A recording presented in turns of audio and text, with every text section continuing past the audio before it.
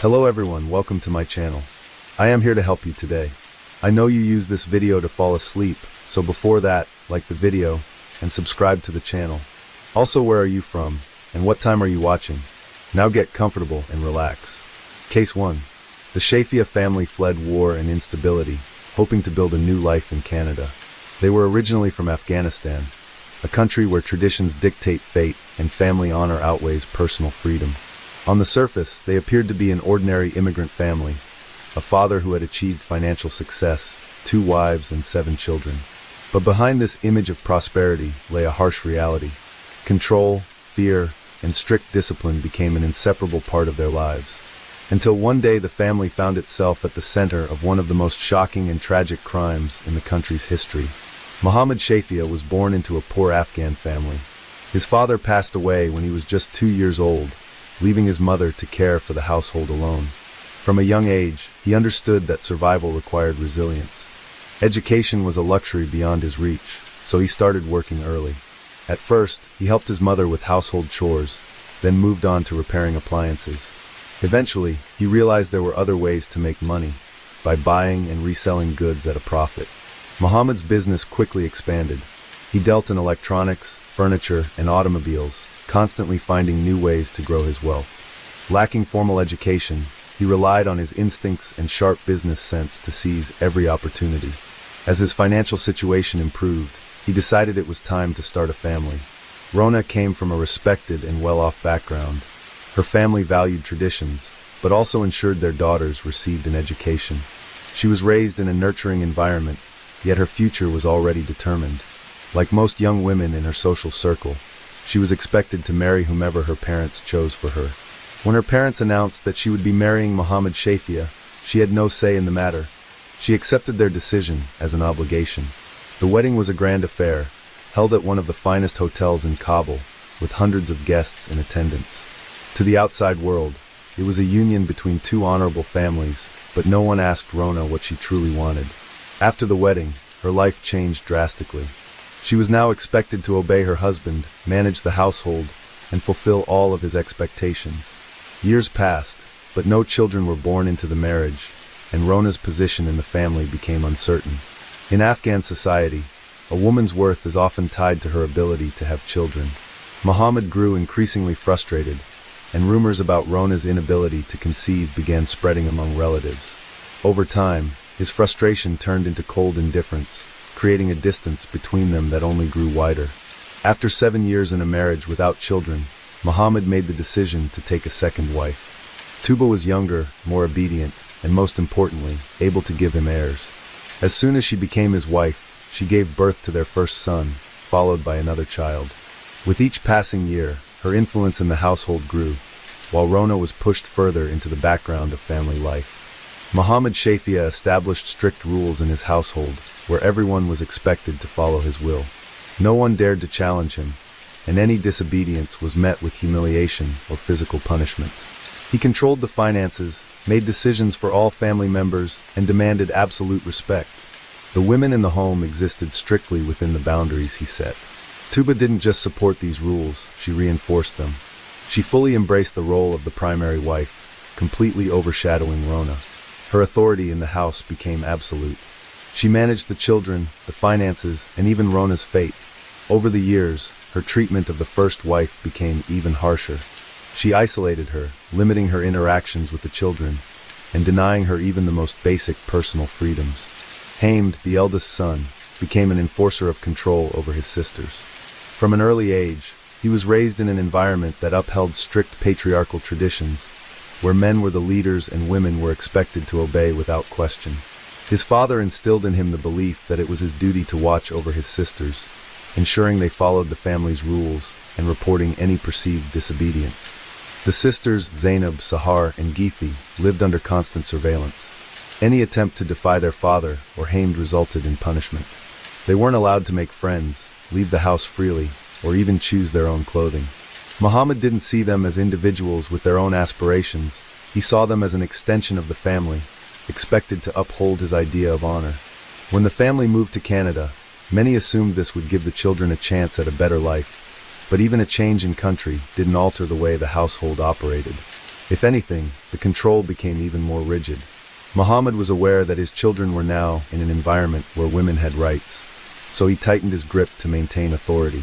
The daughters began to realize that life outside their home was different from what they had always known. They saw their classmates interacting freely, choosing their own clothes, making decisions about their futures.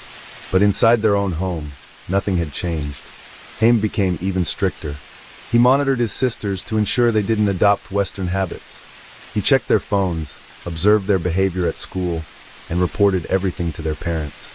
Rona had hoped that moving to a new country would change her circumstances, but her fate remained the same. She didn't know the language, had no legal documents, and no job. Without a passport or financial independence, she remained entirely under the family's control. Canada did not bring the Shafia family freedom.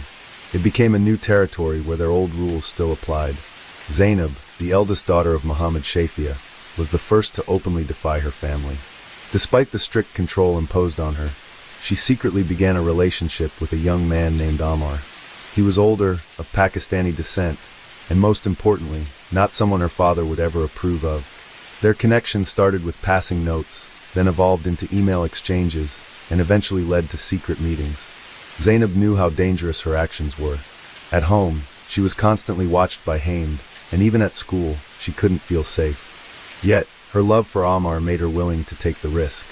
When her father left for a business trip, she saw an opportunity and invited Ammar to the house, believing no one would find out. Haim Shafia accidentally noticed a pair of unfamiliar shoes in the hallway. Immediately realizing there was an outsider in the house, he wasted no time reporting it to his parents. Ammar managed to escape, but Zainab faced severe consequences. She was physically punished and confined to her room for several months, forbidden from stepping outside. While she remained in isolation, Sahar tried to fight for her independence in a different way. She didn't engage in open rebellion, but gradually distanced herself from the traditional expectations imposed by her family. At school, she removed her headscarf, wore makeup, and dressed in ways that were strictly forbidden at home. She also formed a close bond with Ricardo, a young man from Honduras, who was the complete opposite of the kind of husband her parents would have chosen for her. Sahar longed for freedom and seriously planned her escape. She and Ricardo discussed leaving for another country where her family wouldn't be able to find her. Her idea was to make it seem like she had gone to Honduras while, in reality, she planned to cross into the United States. But one unexpected moment shattered her plans. One evening, she was having dinner at a cafe with Ricardo when she suddenly noticed her brother watching her from another table. He didn't say a word or approach her, but his presence alone sent a chilling message. She was now in serious danger. When she returned home, she braced herself for the worst. Her father already knew everything. There were no discussions, only punishment. After enduring physical aggression, she was forbidden from even attending school. Realizing that escaping could put her life at risk, Sahar understood that getting away from her family would be far more difficult than she had imagined. Amid all this turmoil, Giddy, the youngest of the sisters, expressed her defiance in a different way. She didn't try to run away or pursue a secret relationship. Instead, she acted out at school. Her aggressive behavior, frequent absences, and open defiance of teachers became her way of resisting. She wanted someone to notice that something was deeply wrong in her home. She was called to the principal's office, followed by a meeting with social services. But when her parents were invited to discuss the situation, they claimed that Giddy's behavior was the result of negative Western influence. They assured the social workers that they would handle the matter themselves. The daughters' attempts to resist the strict family rules only made their situation worse. Their father and brother became convinced that they had lost control over them, and that meant they had to be punished. The conflict between the sisters and their family had reached a breaking point. Their fate was now sealed. When Zainab, Sahar, and Giddy tried to break free from their family's control, they knew the risks involved. But they never expected that the very system meant to protect them would prove powerless against the authority of their father and brother. Zainab was the first to seek help. After months of confinement, she realized that her only chance for survival was to leave for good. She escaped from home and found refuge in a shelter for women in crisis. For the first time, she felt safe, but her disappearance did not go unnoticed. Hamad immediately contacted the police, claiming that his sister had been kidnapped. He accused her friend Ammar, hoping to have him arrested. When the police located Zainab, she told them the truth. She had left on her own to escape her family. Law enforcement did not force her to return home, but they also failed to provide her with real protection. After seeing what happened to her sister, Sahar tried to find her own way out. She was too afraid to go directly to the police, but she made a call to Child Protective Services. She spoke about the harsh restrictions, the constant threats, and the fact that she feared for her life. The caseworkers listened, but in the end, they decided that intervention wasn't necessary since she was close to turning 18. They offered her temporary shelter, but that only meant one thing. Once her stay was over, she would have to go back home. She knew that if she returned, the punishment would be far worse than anything she had endured before. Terrified, Sahar declined their help. In that moment, she realized the system could not protect her. Rona was the only one who truly understood how much danger the sisters were in. But she was powerless to stop it. She too lived in constant fear. She knew that Muhammad and Tuba no longer saw their daughters as obedient members of the family. They saw them as a threat to the family's honor, and she understood that any attempt to intervene would be useless. After everything that had happened, it became clear within the Shafieh household that the daughters no longer followed the rules imposed on them. They had crossed the line. They had openly rejected the traditional way of life. Their actions were seen not just as defiance, but as a serious threat to the family's reputation. Muhammad couldn't allow rumors about his defiant daughters to spread among acquaintances. In Afghan culture, such stories traveled fast, and the family risked losing respect. What angered him the most was that their open disobedience was happening in Canada, a country where he couldn't control his daughter's surroundings the way he could back in Afghanistan. But to the family, the biggest threat came from Zainab. She hadn't just disobeyed. She had run away. That was unacceptable. She was living on her own, making her own choices, no longer following her father's rules. To them, this was the ultimate betrayal. Tuba knew that forcing her to return wouldn't work, so she devised a way to bring Zainab back willingly. She called her daughter and convinced her that their father had changed his mind. She told her that he had given his blessing for her to marry Ammar, and now they could officially be together. On May 18, 2009, a religious wedding ceremony took place at an Islamic center. The next day, Zainab had her hair styled and decorated her hands with henna. Her uncle drove her to a restaurant, and on the way, he made one final attempt to persuade her to reconsider the marriage.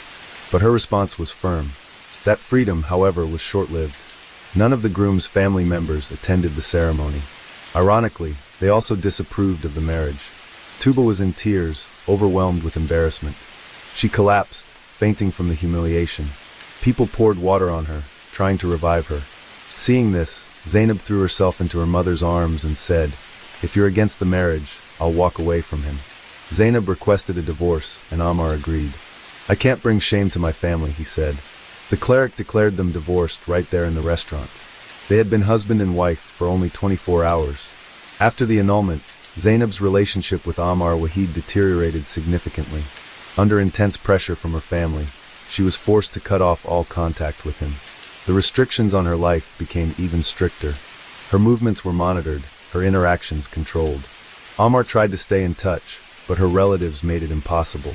Eventually, their relationship ended completely, adding even more stress and emotional turmoil to Zainab's life. Zainab realized that she would never be given true freedom. She lost all hope of gaining independence. After this event, tensions between Zainab and her family escalated even further, ultimately leading to tragic consequences. This was the point of no return. If their father had previously hesitated, hoping his daughters would eventually recognize their mistake and conform, he now saw that they had no intention of returning to the family's rules. Hamid insisted that waiting any longer was not an option. In his view, betrayal could not be forgiven, and women who had tarnished the family's honor had to face consequences. He believed their father had been too lenient for too long, and if they didn't act immediately, the family's reputation would be in serious jeopardy. The decision was made. Their daughters would no longer have the right to live. Now, the only thing left was to plan how to carry it out. Muhammad didn't want to draw attention. He knew that a crime like this couldn't be impulsive, it had to look like an accident. And so the planning began, leading to an unthinkable tragedy. Preparations started weeks in advance. Muhammad, Tauba, and Hamid carefully discussed how to execute their plan. One of the key steps was acquiring a second vehicle, a Nissan Sentra. Officially, it was purchased for convenience, but in reality, it was intended to play a crucial role in what was about to happen. To avoid suspicion, they decided to organize a family trip to Niagara Falls. This would create the appearance of a family trying to reconnect after conflicts and tensions. A vacation together would give the impression that everything was fine and that they were working to mend their relationships. Zainab, Sahar, Jiddy, and Rona had no choice but to go. Even if they had doubts, resisting their father's decision was pointless. From the beginning of the trip, they felt uneasy, but none of them could have imagined that this journey would be their last. Everything went according to plan. For several days, the family visited tourist attractions, took photos, and engaged in casual conversations with strangers. It was all carefully orchestrated so that later, no one would suspect there had been any hostility between them. In the early hours of June 30th, 2009, two vehicles, a Nissan Sentra and a Lexus RX, left the Kingston East Motel and headed toward the Kingston Mills locks. Inside the Nissan Sentra were Zainab, Sahar, Jiddy, and Rona. The exact driver at that moment remains unknown, but it was most likely Zainab, as she was the eldest and had a driver's license. They were being followed at a short distance by Mohammed Shafia, Tuba, and their son Hamed in the Lexus RX. They kept enough space between the vehicles to avoid drawing suspicion. When the Nissan Sentra parked near the locks, Mohammed Shafia stepped out of his car and approached the Nissan. Zainab either voluntarily moved from the driver's seat or was forced to exit. Tuba then took the wheel of the Nissan, staying inside with the victims. This was done to keep them from suspecting anything. Seeing their mother beside them, they felt no immediate danger. Meanwhile, Mohammed and Hamed returned to the Lexus and drove to a nearby motel, where they planned to create the illusion that the family was simply stopping for the night before continuing their trip. At the motel, they woke the manager and rented 2 rooms, but their responses about the number of guests were inconsistent. They couldn't decide whether there were 6 or 9 people in their group, which raised suspicions. After dropping off the 3 youngest family members, Mohammed and Hamed got back into the Lexus and returned to the locks. As soon as Tuba saw their headlights in the darkness, she quickly got out of the Nissan and ran toward them. This was the signal the time had come. At this moment, the women inside the car were still alive, unaware that they were trapped in a deadly situation. What happened next could only be partially reconstructed during the investigation. It remains unclear whether the victims were harmed inside the car or outside of it. However, forensic evidence revealed crucial details. 3 of them, Rona, Jiddy, and Zainab, had sustained head injuries, likely inflicted to render them unconscious before they were submerged. Sahar, however, appeared to have resisted. There were no signs of head trauma on her body, suggesting that she may have remained conscious longer than the others. One by one, the victims were either drowned in the water or placed inside the car after losing consciousness. Their bodies were then repositioned in the Nissan. The front seats were reclined to accommodate them. At this stage, Mohammed, Tuba, and Hamed began staging the scene to make it appear like a tragic accident. Their plan was to send the vehicle into the water, making it seem as if it had rolled in by mistake. One of them started the engine, shifted the car into neutral, and exited, expecting the Nissan to roll into the canal on its own. But something went wrong. The car got stuck on the edge of the concrete ledge. The front wheels had gone over, but instead of plunging into the water, the vehicle remained suspended in place. This was a major setback. If anyone had appeared at that moment, they would have been caught at the scene. One of them reached through the open driver's window and turned off the ignition. They realized that the Nissan wouldn't go into the water without additional force. The only way to complete the plan was to use the Lexus to push the Nissan into the canal. They got into the Lexus, accelerated, and rammed the Nissan from behind. The impact was strong. The SUV's left headlight shattered, leaving fragments at the scene. With that final push, the Nissan Sentra plunged into the water, taking the 4 women with it. Believing their crime was now complete, they began covering their tracks. They attempted to pick up the broken pieces of the Lexus's headlight, but couldn't gather them all. Then, they quickly left the scene and returned to motel to create the illusion that they had spent the night there and knew nothing about the disappearance. Early on the morning of June 30th, 2009, a Kingston Canal worker noticed something unusual. Beneath the water, he could see the roof of a submerged car. The man immediately contacted the authorities. Emergency responders and divers arrived at the scene. When they pulled the vehicle from the water, they discovered the bodies of 4 women inside. None of them had attempted to escape. There were no broken windows, no signs of anyone trying to open the doors. It wasn't long before authorities identified the victims, 3 sisters and their relative. Zainab Shafia was found in the front passenger seat, her head tilted forward. Her black cardigan, soaked after hours underwater, was on backward. Her younger sister, Sahar, was in the back of the sunken Nissan Sentra. Jitty's lifeless body floated above the driver's seat, one arm resting on the headrest. The window next to her was fully open. Rona was hunched in the middle of the back seat. She wasn't wearing a seatbelt. None of them were. The initial inspection of the car immediately raised questions. The vehicle was in first gear, but the engine was off. The keys were still in the ignition. The seatbelts were unused, which was strange. People instinctively grab onto something in an emergency, but here there were no signs of struggle. At the same time, 3 people walked into the Kingston police station: Mohammed Shafia, his wife Tauba, and their son Hamed. They reported that 4 women were missing. Their story was simple. The women had taken the car keys during the night and left without permission. They claimed the most likely explanation was that they had tried to run away, but something had gone wrong. At first, the story seemed believable. The family explained that Zainab and Sahar had often shown defiance and clashed with their parents. If they had indeed attempted to run away, they might have panicked, lost control of the vehicle, and accidentally driven into the water. However, the first pieces of evidence quickly cast doubt on this version. First, the location of the car. The Kingston Canal was not a road, a highway, or even a place where someone could end up by accident. It was a controlled waterway system, and reaching it without knowing the area was nearly impossible. Second, the condition of the bodies. If the women had been alive when the car entered the water, they would have undoubtedly tried to escape. But there were no signs of struggle, no scratches on the windows, no attempts to open the doors. This led investigators to question the family's account. The theory of an accidental crash was beginning to fall apart.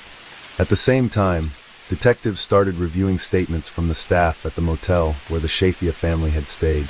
It turned out that no one had seen the women leaving the building. Surveillance cameras did not record them exiting. The suspicions deepened. Someone was clearly lying. Police continued their investigation without rushing to conclusions. But even at this early stage, it was clear. This was not just a tragic accident. It was a carefully planned crime staged to look like one. During questioning, Mohammed, Tauba, and Haim struggled with details. At first, they claimed the women had left during the night. But when asked for the exact time, none of them could provide a clear answer. Their statements about when they supposedly left kept changing. Haim insisted that he had been asleep and hadn't heard anything, while Tauba claimed there had been noise in the house that night. Later, she added that she had woken up and seen the women leaving, only to contradict herself by saying she didn't remember. Mohammed initially stated that he had been in a different motel room at the time, but security footage showed otherwise. Police conducted a thorough examination of the car found in the water. At the scene, they discovered fragments of broken headlights. However, these fragments did not belong to the submerged vehicle. This meant that another car had been present and could have played a role in the incident. Forensic experts took a closer look at the front of the family's Lexus SUV. The damage patterns on the vehicle matched the broken fragments found at the scene. Further analysis revealed that the Lexus had dents and impact marks consistent with a collision with another car. These findings confirmed a new theory. The victims had not simply been left in the vehicle, they had been deliberately pushed into the water. Investigators knew they needed stronger evidence. They decided to place a listening device in the Shafia family's vehicle, hoping the suspects would incriminate themselves. A few days later, the police got exactly what they were looking for. The recordings captured conversations in which Mohammed openly expressed satisfaction with what had happened. He stated that his daughters had brought shame to the family and that honor had been restored. Tuba supported his words, saying they had done what was necessary. Hamed, meanwhile, repeatedly insisted that their actions had been justified. These recordings became key pieces of evidence. They proved that the crime had been premeditated and that the family had deliberately taken the lives of 4 women. The evidence left no room for doubt. The police were now ready to make their move. Mohammed Shafia, his wife Tuba, and their son Hamed were arrested on July 22, 2009. That day, they had no idea that law enforcement had already gathered enough proof to charge them. The family was preparing to fly to Dubai, but they were taken into custody just before departure. Mohammed never saw it coming. Until the last moment, he believed that the deaths of his daughters and Rona had been successfully staged as an accident. But the investigation had stayed one step ahead. When they were read their charges, first-degree murder and conspiracy to commit murder, They tried to remain composed, but their expressions told a different story. The trial began in January 2012. It lasted 3 months and drew enormous public attention. Prosecutors presented undeniable evidence that the crime had been meticulously planned. The most damning evidence was the recorded conversations in the family's vehicle. In them, Mohammed proudly stated that his daughters had gotten what they deserved, while Tuba and Hamd fully supported this sentiment. These recordings shattered any remaining doubts about their guilt. In addition to the recordings, physical evidence was presented.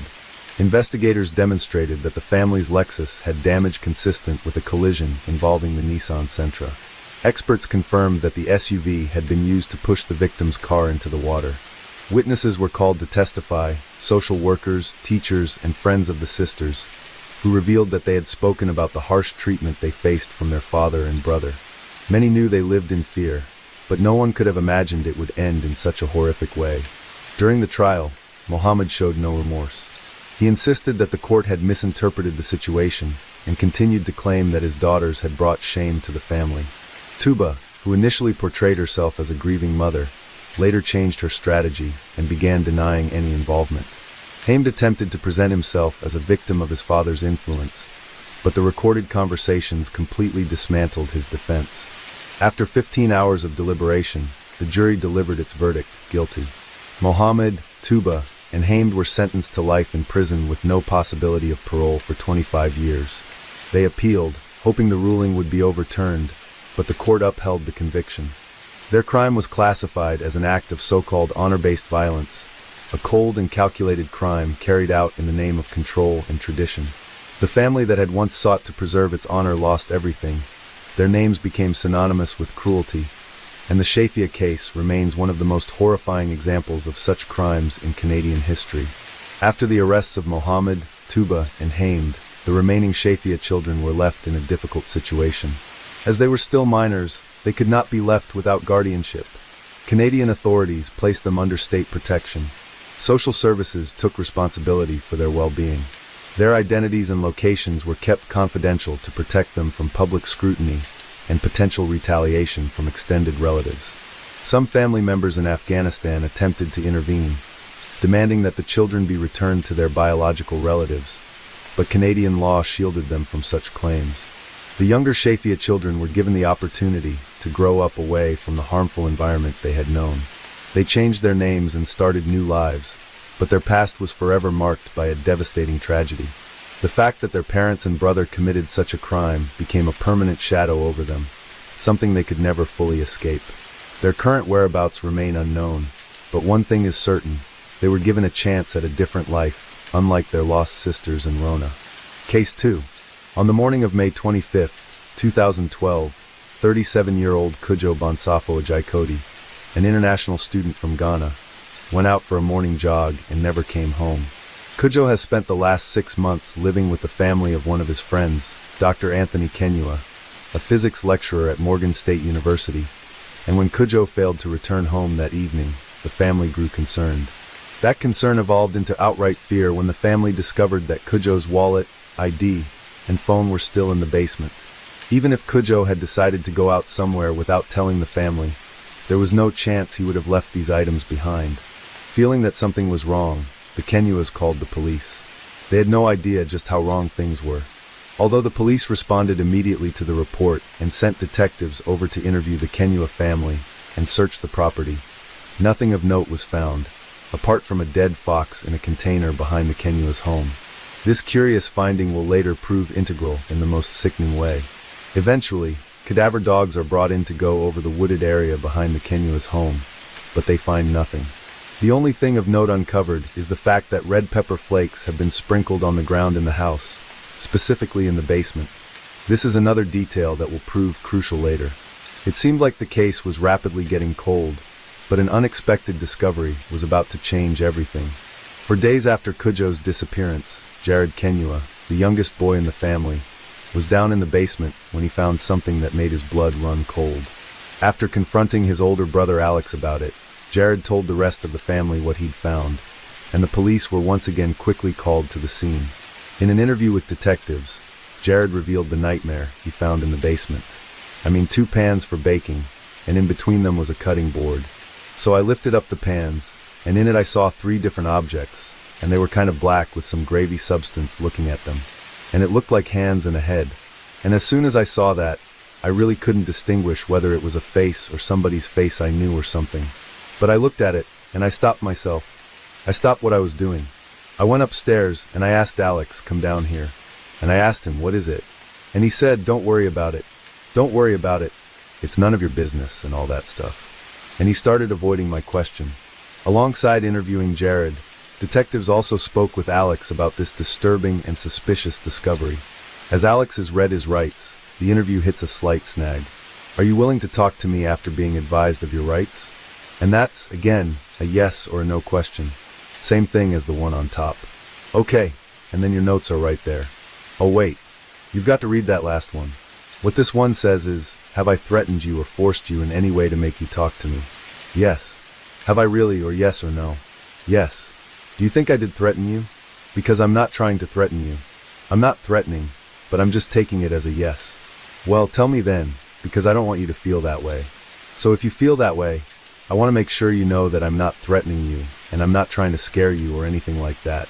I can't find a room in an undisclosed location with behind a locked door with a CCTV. The door's not locked. No, I'm a detective. I don't know. I'm threatened right now. Okay, well, let me make you feel a little bit better then. The door is not locked, okay? I'm a detective. Well, I'm going to explain it to you, okay? We're not in an undisclosed location. We're in Forest Hill. It's about 20 minutes from where you live, okay? It's an industrial park, and the door's not locked. And I am not armed. I don't have a gun on me at all. You can see right there. And neither does that detective. Though there are different policies, it's typically recommended that officers aren't armed in the interrogation room. It helps calm the person being interviewed and prevents them from saying they were threatened or they were scared because the officer was armed. As well, officers don't want to wear a gun in order to lower the chance that someone takes it from them. Well, we come in with a few mines and weapons, though. Well, I can't take my mind away. There's no guns in here. Okay, so you understand I'm not trying to threaten you? Right. Okay. I'll sign that. Okay. Less than 10 minutes into the interview and Alex is already handling this differently than most people in this situation would. But is this strange behavior an indication that he knows something about Cujo's disappearance? Can you tell me what happened? Yes, last week I collected a jackal, foxes like roadkill. And I usually, trap animals. That's what sometimes I can catch, sometimes a jackal. But this morning I saw it's like a wild dog. I can give you a description for a wild dog. It's not a wild dog. It's like a coyote. Bull-typed. It's like they have a foot on it. Maybe had like a less than an inch on their foot. But my cat was outside, and I just happened to be upstairs looking outside, and I seen a coyote. So I figured, you know what? I remember catching that fox that was roadkill. So I figured let me gut it up and, try and catch it. Alex continues to ramble about the wild dog for several minutes, derailing the conversation and giving the officers a lot of seemingly useless information. But there's actually a sneaky reason he's done this. You realize what your brother thought though, right? Or thinks. He thinks that it's pieces of Cujo is what he thought. Did you realize he thought that? Or you didn't realize until I just said so? He said that he saw, it was something that was black and he can't really describe it. And he said he wasn't sure. And he mentioned it to my father and mother. Okay, nothing but no human skull. Human what now? Skull, or human parts, or anything. Because he said there was a head. And I said, there's a jackal head right there. Coyote forks. And the paws and the insides. I couldn't bring the intestines in because they're already eating. So it's just parts of it. And besides, I wanted the skin to try and make like a dream catcher. Were they parts of Cujo? No. But the dogs that came out today that were searching and everything, I'm sure they'd have picked a scent, Alex is incredibly confident when he uses the cadaver dogs to assert his innocence. But why is he so sure the dogs won't pick up a scent in the basement? One obvious explanation actually has to do with the red pepper flakes that were found scattered throughout the floor of the basement. It's a commonly believed yet disproven myth that red pepper flakes can fool cadaver dogs into not smelling human remains. What they can do is potentially burn the dog's nose. But this would still not prevent them from indicating remains if there were any. However, as will later be uncovered, there is a far more sickening reason that the dogs didn't pick up on anything in the Quenua home. Still, it's entirely possible Alex believed the myth about red pepper, especially given some of his self-recorded videos. Now the question is about planning and thinkable, because now how are the new powers going to use nuclear, biological, and chemical weapons? Sooner or later, the countryside is going to be torn in battlefields. It already is, and battlefields are slowly erupting. Protect your neck. Nobody is safe no matter where you are. It could be even in your own home. It could be even in your own school. It could be anywhere. Why would your brother think there were human parts? Because he's been around animals.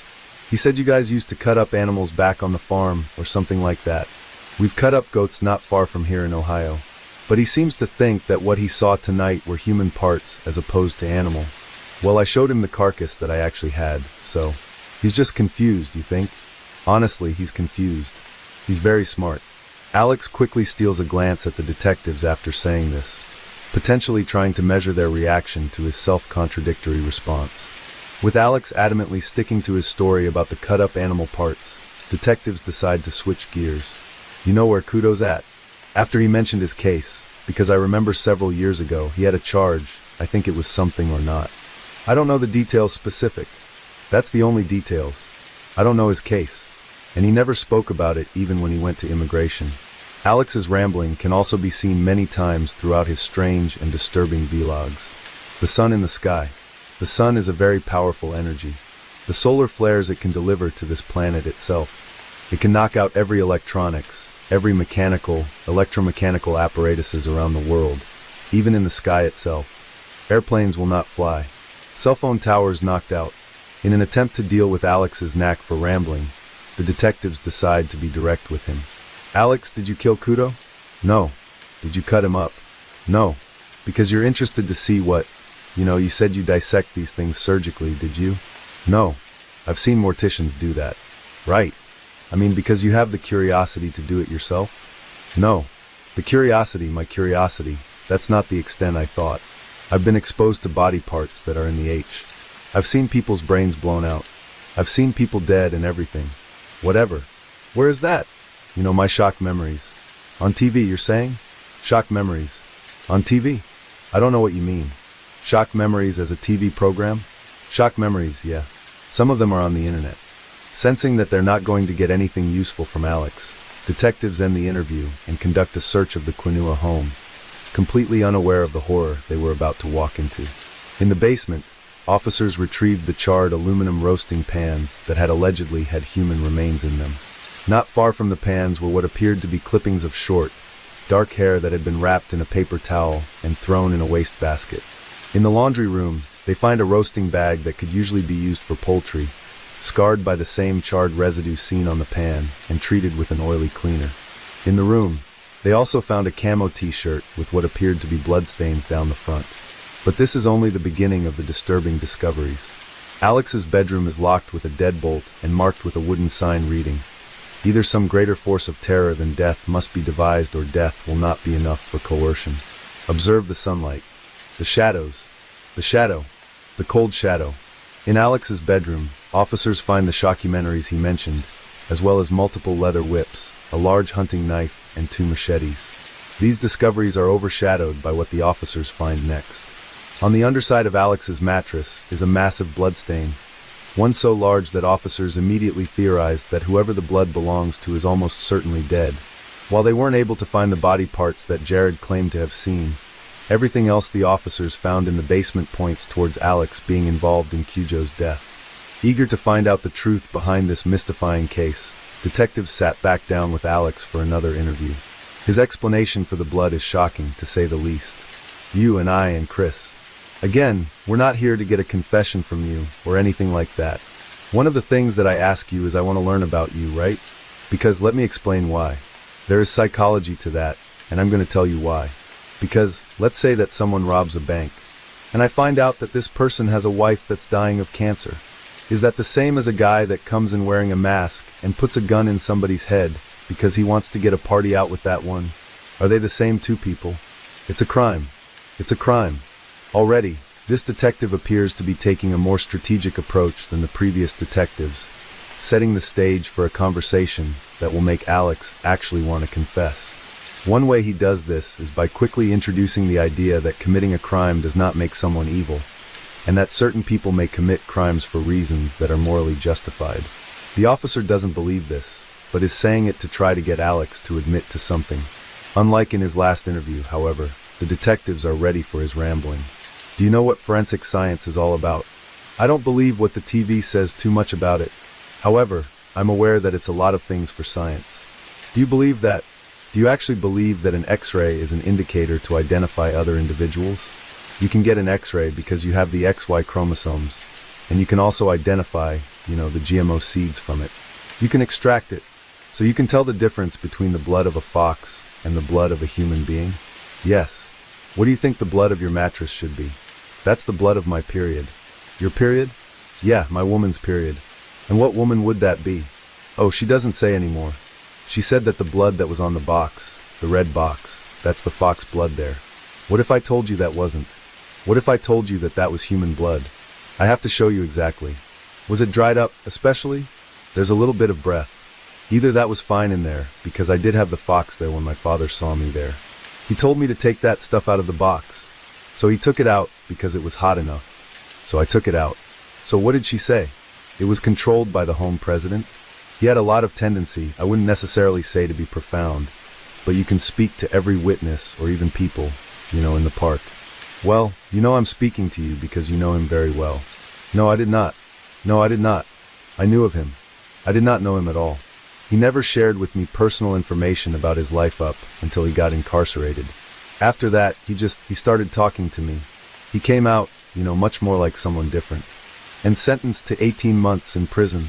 Toward the end of his sentence, Cujo's visa was revoked, and he was sent to a federal facility in Texas. Dr. Quinoa, Alex's father, helped Cujo find legal representation. After his release, Cujo moved in with the Quinoas. Although Alex is stating that he doesn't know if Cujo is violent, that's not quite true. He referenced Cujo's case in the previous interview, and even went so far as to say that Cujo talked to the Quinoas about it. Do you know where Cujo is at? After he mentioned his case, because I remember several years ago, he had a charge. He mentioned something to my brother about the woman who got him in trouble, something like that. Alex seems to be downplaying Cujo's dark past, and it could be because he has an unsavory past of his own. So, you yourself were caught up in a situation not too long ago at college, where you were accused of an act of violence. Right. If I wasn't there, I don't know the circumstances behind it. Let me just break it down real quick. Sure, if you wanted to. Well, I could be the bodyguard right now. That's how I looked at it. I stayed with people who went to jeopardize our college experience, and also our education in the world. I just happened to be in the mix of it. I could have moved. I should have moved, actually. But because of that person and their behavior, which jeopardized my safety, bringing people I know to harm standing and pinpointing rumors on me, I'm not going to say rumors, clear threats. So, I had to defend my life. Did you stop the threat? I mean, definitely I don't. The only fact is that I went about it because I didn't go outside to look for him. He came to look for me. He came to our apartment. And he could have been off. And he is off sometimes. So your perception is you stopped the threat. He was a threat. And you had to stop that threat. I think that's a fair assessment. Thank you. Before Alex had returned home from college, right before Cujo's disappearance, he spent a few days behind bars. Police spoke with Alex's roommate, Devin Keyes, about Alex's strange behavior leading up to the incident. Hello, this is Devin. Hey sir, it's Detective Lane. So like I was telling you before, I wanted to talk to you about Alex. And you're his roommate on a daily basis? Yes sir. Okay, how long have you guys been living together? We've been in the same dorm for 2 years, but that was my first year actually living in the same room with him. Now were you a friend to Alex, or you guys just lived together? Yeah, I was a friend of his. Okay. In the last couple years, had his behavior changed at all? His behavior started changing in, I'll say, about December or January of this last year. Okay. What kind of things did you see that made you think his behavior was changing? Well, he just started acting different. Did you ever see him have like a skeleton hand? Not a real skeleton, but like a medical skeleton type of thing? Yeah, he had one of those. He had one of those? Now, when did he start carrying that around? I'll say around March, maybe. Did he ever do anything in his rooms that were strange or out of the ordinary? He used to. He had weird videos that he used to watch, and then he would have like chanting books or something like that. Chanting books. I call them chanting books because they're not like normal. Well, I don't want to say normal religious books, but something kind of like voodoo, I guess. Voodoo kind of thing? Yeah. The videos you're speaking of, what kind of videos would they be? War videos like torture, stuff along that end. Other people who knew Alex also noticed a change in his behavior. Alongside carrying a medical skeleton around, Alex started going by the nickname Mufasa. The latter fact became known when an RA had responded to a situation in which someone going by the name Mufasa had broken a window in an apartment building. But this wasn't the incident that resulted in Alex's time in jail. The young man he assaulted down there at your dorm room, did him and that young man have a problem? Like, was there kind of tension between the two of them? Or did it surprise you that he did that? It surprised me because, just the other couple days before it happened, they were just talking about regular stuff, and then that happened. In an exclusive interview with EW, Joshua Caesar, the man that Alex attacked, talks about his close call with death. I knew Kenya as an acquaintance. We both went to the same school together, Morgan State University. Joshua said that he was meeting a friend after graduation and decided to wait for her at the apartment where Alex also happened to live. And when I walked through that door, as soon as I crossed the threshold, I heard what I know to be God at this point now. Put your arm up. I felt something waving over me. And so I put my arm up, and underneath my arm, I could see a man standing there with a black sheet over his head, and I was knocked unconscious. The man in the black sheet was none other than Alex Kenua. Alex had attacked Joshua with a baseball bat wrapped in barbed wire and chains. I woke up in the back of the house. Fortunately, Joshua's friends, Mac and Meriwether, were nearby to intervene before things took an even deadlier turn. Mac opened the door. He says, "Stay in here. Don't go anywhere." I said, "What happened?" He says, "Stay here." Then he closed the door. About a few seconds later, I hear a bunch of rumbling and commotion. I didn't know what was going on out there still to that time. Mac came back inside, and he said, "Come out." When I came out, there was blood all over the place. And I didn't realize at that time it was mine. With no memory of the attack, Joshua had to ask his friends about what happened that day. He said, "Well, Mac said we were playing a game when we heard a scream, a shriek. We ignored it. So Meriwether said, no, that didn't sound right, and opened the door, and he saw Kenya was standing over top of me with a knife. There was a struggle and a fight over my body. That noise and commotion I said that I heard in the restroom, I was waiting until Mac said come back out, was them fighting off Kenya a second time from coming in to get back to me. Mac and Meriwether bravely fought off Alex until he fled to a nearby wooded area. He was found by campus police shortly after and charged with assault and reckless endangerment. After paying a bond of $220,000, Alex's family brought him home on May 23rd, 2 days before Cujo went missing. Joshua's injuries included a shoulder fracture and multiple skull fractures. He also lost sight in his left eye permanently. Joshua credits his survival to his friends that protected him from Alex and the campus police officers that kept him awake after losing so much blood. As horrific as the attack on Joshua was, it was far from the only incident involving Alex. Yeah. I beat up on your bed, and I jerked off. And I bust on it. You got something to say, man? You can look in on your bed. Hope you have a good night's sleep. BP on them freaks. Super freak, huh? You like them super freaks? Well, I got you on some over your bed. Playing games with me out here. Who's playing with you? Nobody's playing with you. Not that I don't have the respect to be calling you no more. So this whole thing happens to that bitch. You keep doing that shit again. That shit's gonna keep fucking happening. Listen, next time I see you with people like that, here's what's gonna happen. See your fucking clothes? Go look in your bed. Look, I left you a fucking surprise. That's just me. Devin also had some insight into this incident between Alex and a fellow Morgan State student.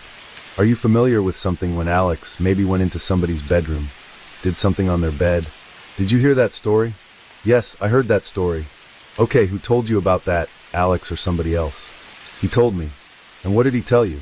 He said that somebody disrespected him, so he disrespected them in return. And did he tell you what he did? He went to the guy's bedroom and went on their bed. Did he tell you how they disrespected him in the first place? No, he wouldn't tell me that. Okay. Do you think there really was an argument between him and that gentleman? Or you think this is just something he was imagining? I would say it was something that he either imagined or he just took out of hand. It wasn't just Alex's friends who had to deal with his baseless accusations. And right now, I'm following somebody who I thought was watching over here, getting a phone call. Not even him. See right there? Oh well, that makes sense. Based on his self-recorded videos and the accounts from those who knew him, it seems like Alex's aggression was ramping up during March, April, and May of 2012 before finally culminating in the terrifying attack on Joshua Caesar. All of these incidents involve Alex taking extreme actions based on perceptions that have no basis in reality. Realizing that this could be a possible motivation for Alex to have killed Cujo, the detectives dive into trying to uncover the truth behind Cujo's disappearance. Nothing can prepare them for what Alex eventually reveals. The issue of Norman said, "That guy, you perceived him to be a threat." That's not true. You perceived him to be a threat. And then I asked you if Cujo was a threat. You initially, no. I don't really even know. Well, if he was involved in terrorist activities, if he was involved with bad people or bad things that were going on, and he's living at your parents' home, under their roof, with your siblings and yourself, how would you not say that he's not a threat? Like Cujo's case, as far as for him staying with our family, he stayed with our family before. He has done what he has to do. And that's when after he got arrested and all that, his behavior shifted. But you were so vague about that. No, what I mean is that his behavior has shifted as far as for how he went about his business. People can tell you much more, whether he was much more involved with people or less, or introverted. When you start connecting the pieces here, to me it made more sense that, he's trying to get himself back up on his feet. However, at the same time, he may not necessarily be doing that, He may have some other ulterior motives. And especially speaking to my mother, who mentioned earlier that he was having trouble going to the basement to use the washer and a scooter. He asked her if Cujo put his hands on him.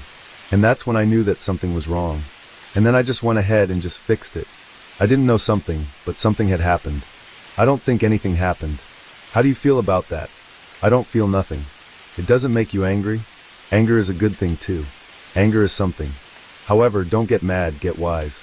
So, could it be getting wise, stopping the threat? Stopping the threat could be something. The pain is coming. The pain is going. They couldn't believe it, but now it's flowing. They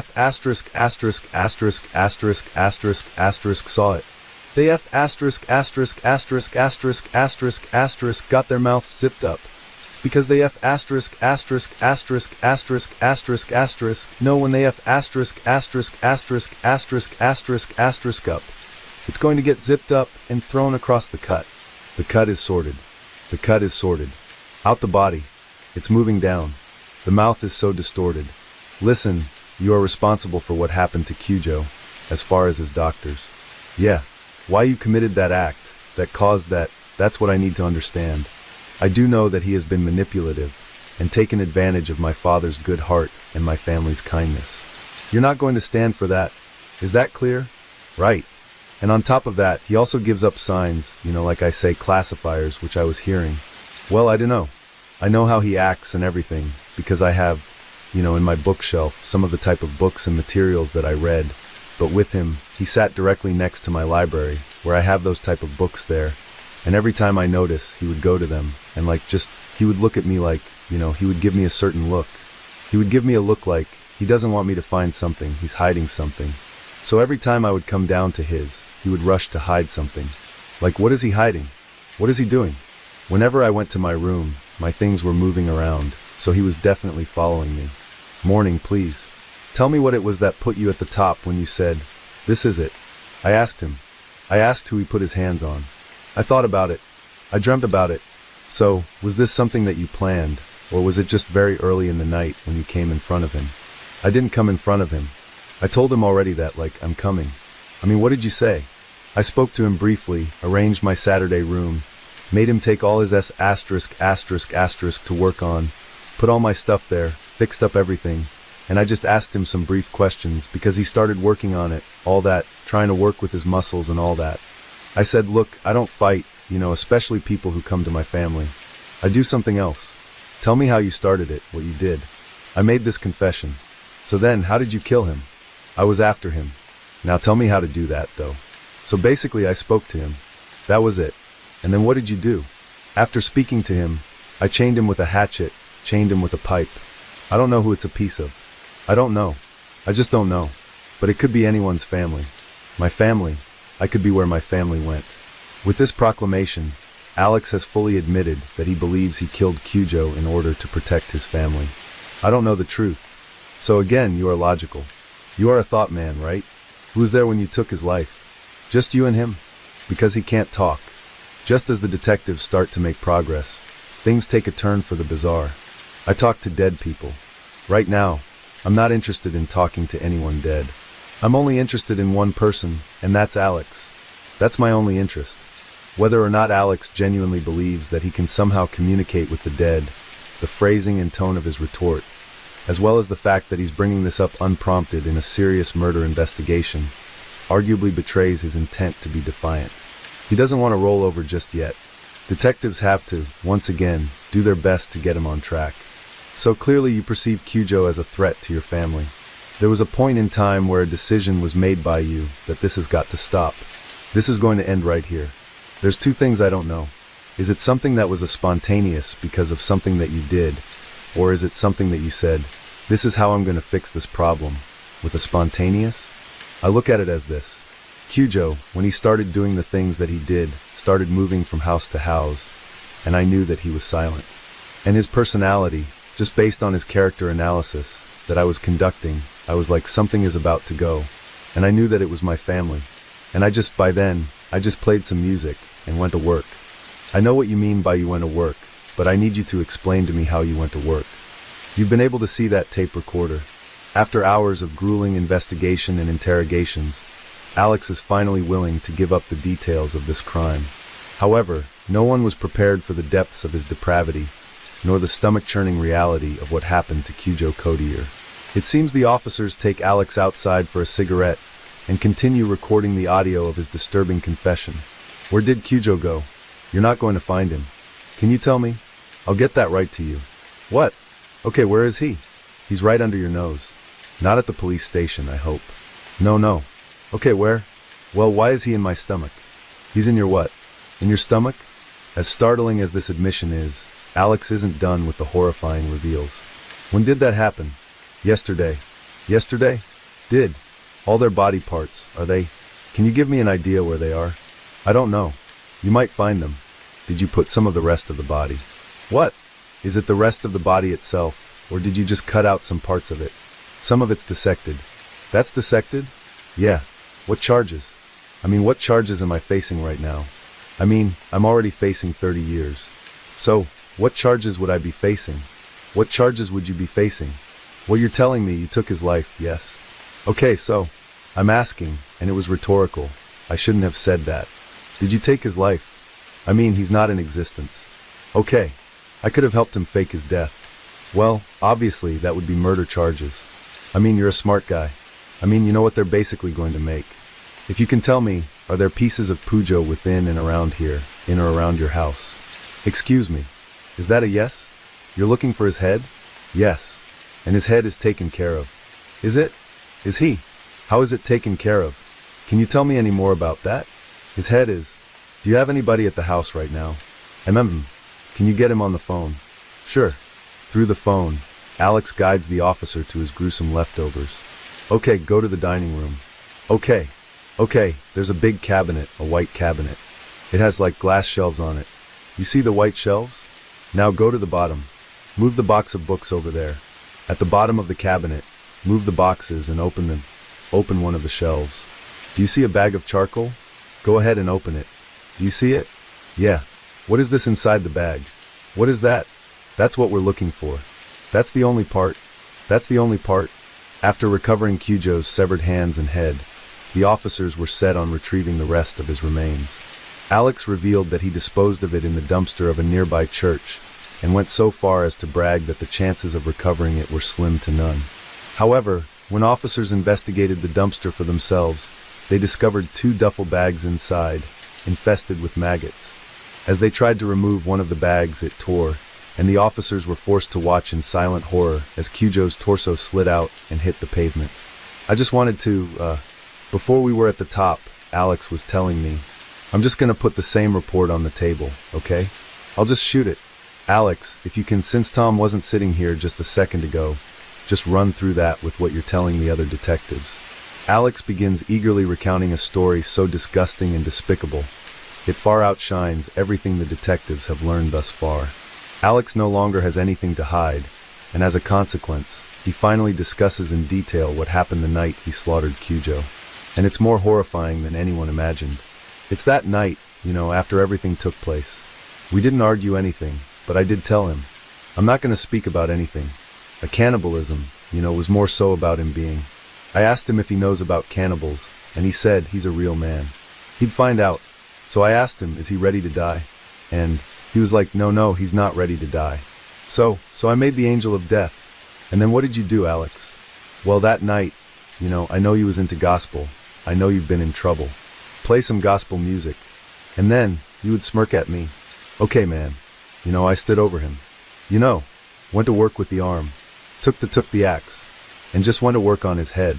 Hit him well. Twice. And then after that, I let him bleed out. And then I took his heart out. After I took his heart out, I just cut him in half. Cut him off. How did you get the parts outside? Just walk. Did you bump into anything? She wrapped him up in a bag. And took him, where? To the church. Any particular reason to go to the church?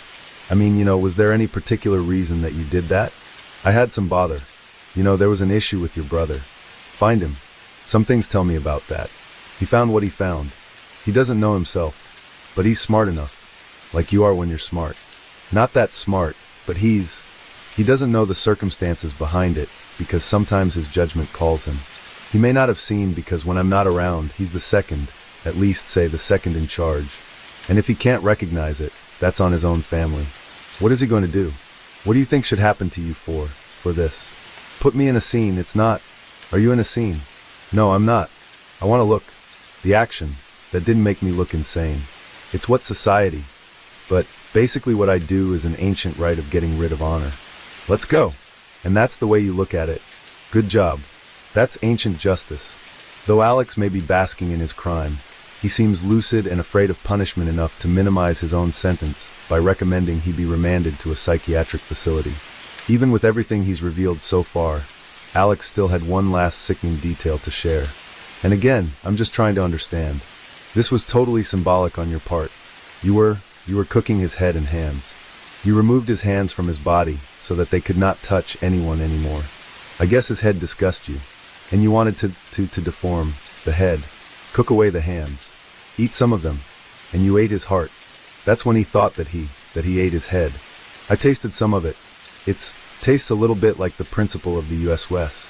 Did you use a barbecue sauce? Yes. It's just like small bits of sea salt. How do you feel now? Justice is served. That's how it will be. As sickening as this reveal is, it also could potentially answer one of the remaining questions. The police brought cadaver dogs to the Kenua home, and they did not indicate that there were any human remains. And yet, Alex had butchered and eaten parts of Cujo in the home, and he had a blood-covered mattress in his room. The reason the dogs didn't pick up on the scent could be due to the dog's training and experience, as well as the training and expertise of the handler. If a dog is not well trained, or if the dog is being used in a situation for which it is not trained, such as live detection versus human remains detection, the dog is likely to fail. It's also important to note that by cooking and seasoning the body parts, much of the scent of the remains was destroyed. The dogs look for things like skin cells, and cooking would destroy them, potentially throwing off the dog's ability to detect the remains. However, alone, spices and cooking will not prevent a properly trained dog and handler team from finding human remains. After nearly 6 hours total of interrogation, detectives may just now be meeting the real Alex Kenua. It's a very beautiful day. No matter what the mission, it's always coming back. It's always the mission is first. No, the skulls are getting cracked. No, the skulls are getting extracted. Their brains are getting extracted. You know what happens when skulls get extracted? Their brains get sucked out of their noses. And I'm gone. Please believe. The whole record. Following his confession, Alexander Kenua was charged with first-degree murder and weapon carrying. Prior to a trial, he was diagnosed with paranoid schizophrenia, and in August of 2013, he pleaded guilty but not criminally responsible. He was then indefinitely remanded to a state psychiatric facility. Though he was deemed unfit to stand trial, it is possible that he could be deemed competent in the future. Alex also pleaded guilty, but not criminally responsible for the assault of Joshua Caesar. Case 3. Colorado in February of 2008, investigators uncover a twisted tale of cults, devil worship, and cannibalism, hinting that their missing man may be a dangerous figure with a horrifying past. As the investigation unfolds, detectives uncover a shocking twist about the suspect and their dark plots, but nothing prepares them for the revelation of the suspect's true motive. On April 28, 2008, Detective Cox with the Montezuma County Sheriff's Office responds to a missing persons report from a man named Jim about his brother, 41-year-old Jack Barry, who had not been seen since late February. Jack's mother Sandra reveals that his son, Jeremiah, confided in her with horrifying information. Detectives bring Jeremiah to the station, determined to uncover the truth about what really happened to his father, Jack. Little do they know their investigation will plunge them into a labyrinth of horrors and expose a shocking history. Any and all claims made by individual witnesses, in this case, have not been verified and represent only the opinions of those providing their personal accounts. The following footage has never been seen before. Okay, he does this all the time. Okay, if you were to guess over the period of your life, how many times do you think this has happened? Where your dads just kind of disappear up and disappear? 9 times. He always creates some kind of incident and then a lie to go with it. Like last time he said that he got lost in a canyon and couldn't find his way out, and then he broke his leg. I don't think that okay. He'll just come up with things. Jeremiah's grandmother, Sandra, describes her son, Jack, as a paranoid schizophrenic who is severely delusional, adding that this is strictly her opinion and not an official diagnosis. If you have any knowledge about why your dad's missing or anything like that, you should tell me now. Do you have any knowledge of why your dad's missing? No. Okay. Do you know where he's at right now? Montana, I think. I don't know. So you believe him to be in Montana right now? Yeah. Okay. What makes you believe that? Because that's usually where he goes to kind of get away, and he has a cabin up in the woods up there. Okay. And he'll go and trap and stuff. So he has a cabin in Montana? Yeah. You ever been to his cabin in Montana? No. Or I don't know if he has. See, I don't know because I haven't been there, but he tells me he has a cabin. Okay. Do you believe him? Yeah. Because he likes outdoors and the hunting and trapping. He's taught me how to trap. So most likely, yeah. That. And he's also was talking about how he wanted to become do border control, not border control, a ranger or something up on the Canadian border. He talked about that for a while, but I don't know. He kind of just goes where he wants. Okay. So like we've kind of established, this probably isn't the first time anything like this has happened then, right? No. This is the first time anybody's called and said that he was missing. Okay. Why do you think somebody would call and say he's missing? I have no idea. The only person that would care would be my grandmother. When Jeremiah's grandmother, Sandra, was interviewed, she admitted that it wasn't uncommon for Jack to frequently leave quickly without explanation. However, Jeremiah told her a different story than the one he told detectives, claiming his father left for Utah with an unknown woman. Sandra began to believe he wasn't telling the whole truth, her suspicion growing when Jeremiah ominously said he needed to tell her something, but if he did, she would not want him to visit her in Arizona.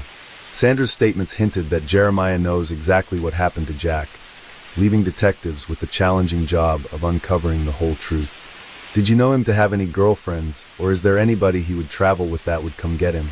Yeah, but I don't know her name. So that really doesn't help. Have you ever seen her? Yeah. What's she look like? She's from Utah. She's tall, skinny, about hair up to hair, black hair. And she has like a new Dodge Ram, and it's like a blue color. And I said, that's the only person that I've ever seen him drive off with or go with. But he came back. Where did you see that? That was when I was at the orchard. The orchard is the name given to a sprawling expanse of apple trees, just north of the Ute Mountain Reservation in Colorado, where Jack had been living in his trailer. They would later search his trailer for clues to his disappearance, unaware of the strange and bizarre discoveries that would await them inside.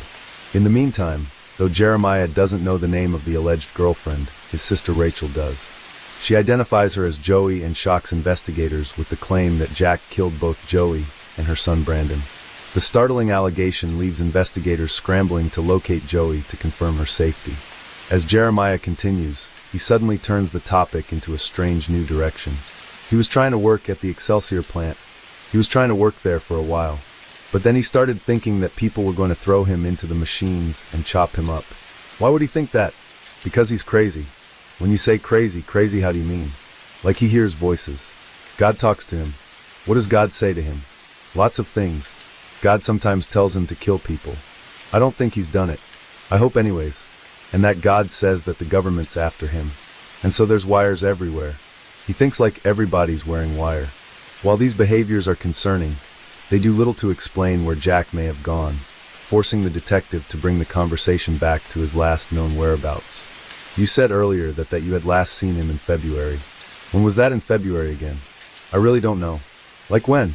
Approximately. Like the 23rd.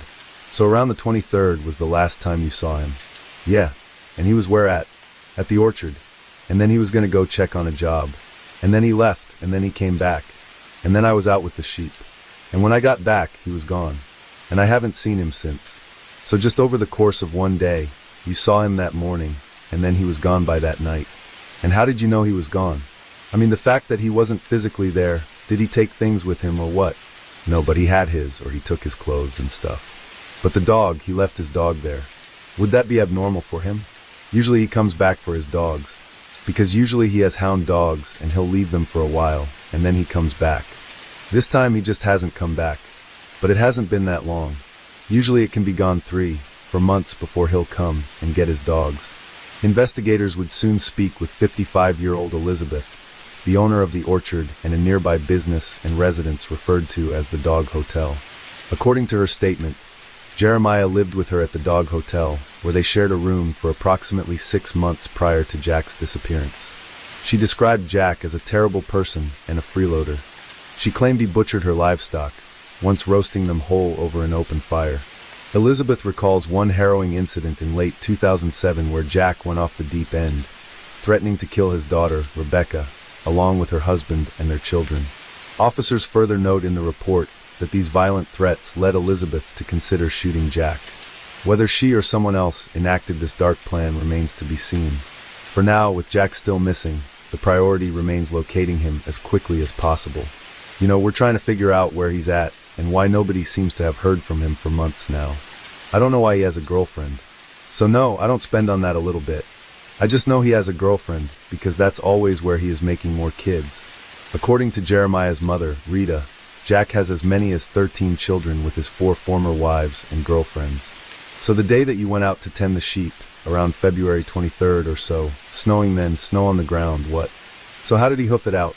Did he hoof it out of there on foot or? No, somebody would have had to pick him up because there wasn't enough. Are you thinking that, lady? Did he say, hey, I'm probably be gone shortly, somebody's coming to pick me up? He doesn't say things like that. That's not his thing. He just up and leaves.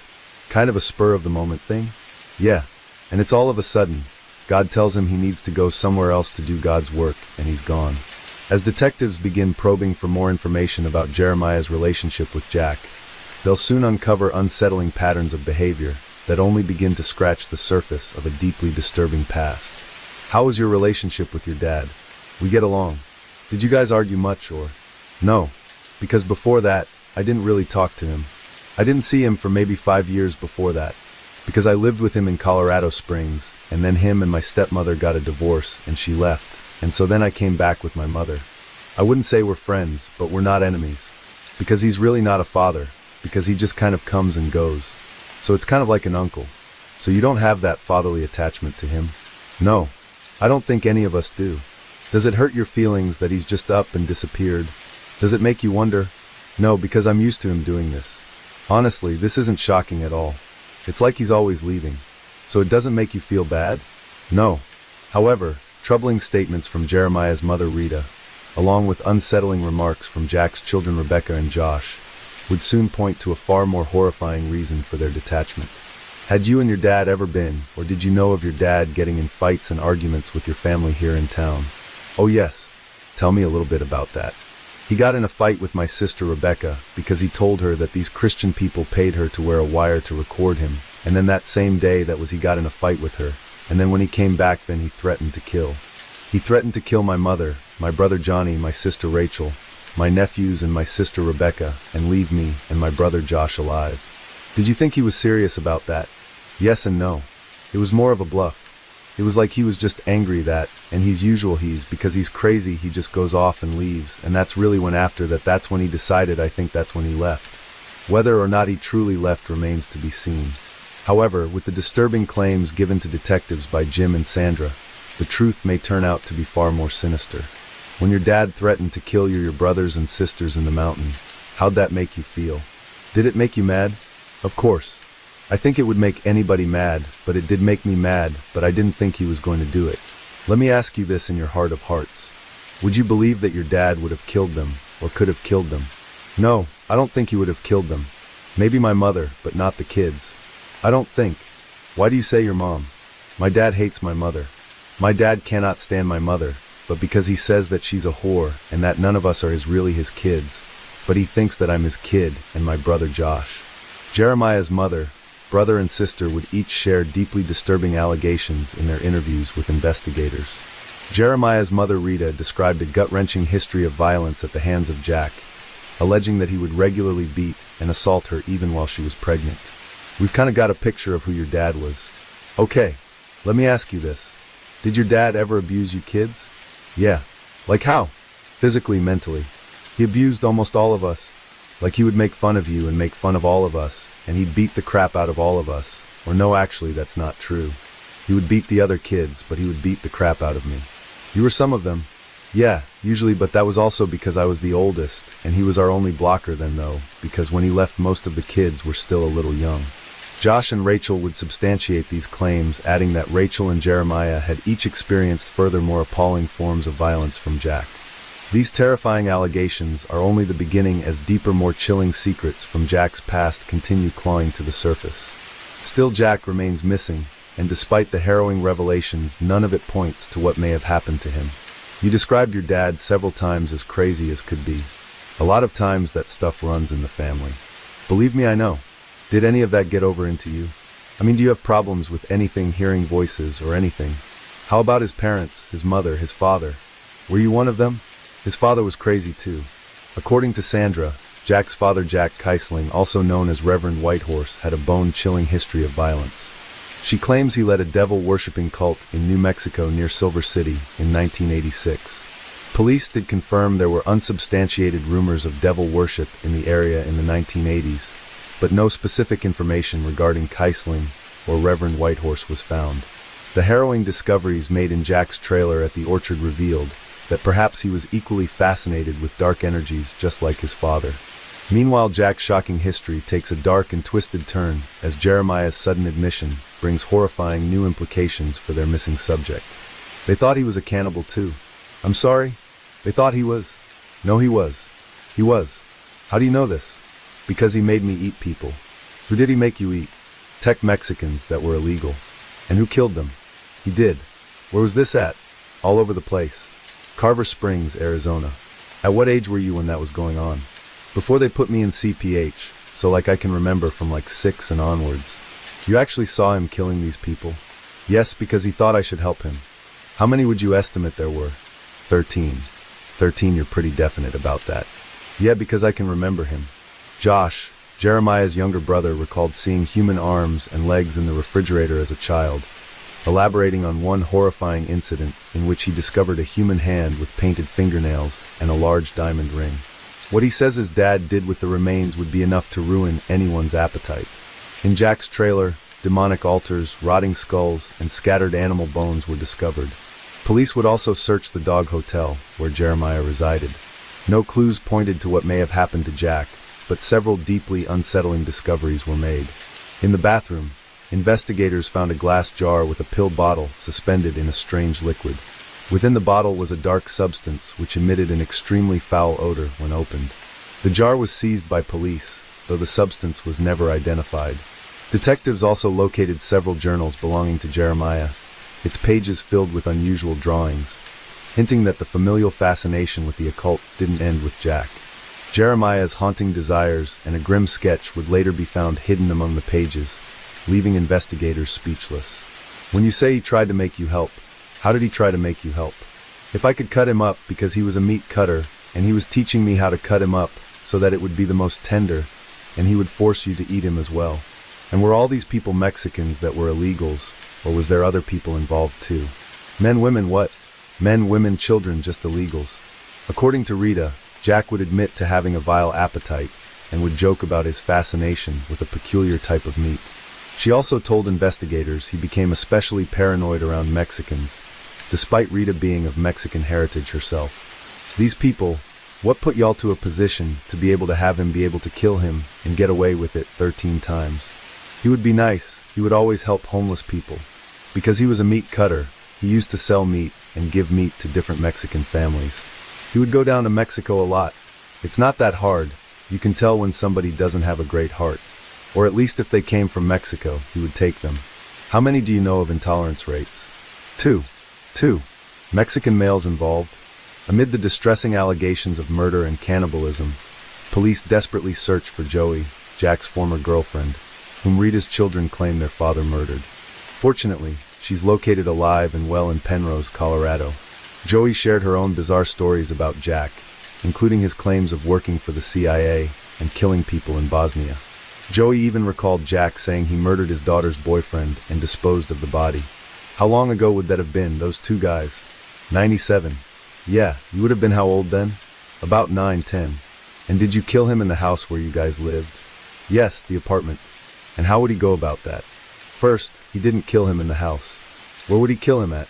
I had no idea where he would kill him because I didn't go with him. But he would kill him, and he would have him in the back of his truck. And then he would take him inside the house, and that's where he would chop him up. In another chilling account, Joey described Jack bringing home meat wrapped in white butcher paper, which tasted very different and bad. Although Jack told her the meat was buffalo, Joey remained suspicious of its true nature. And that's why for like 6 years, I didn't eat meat at all, because I didn't even want to be around the sight of meat.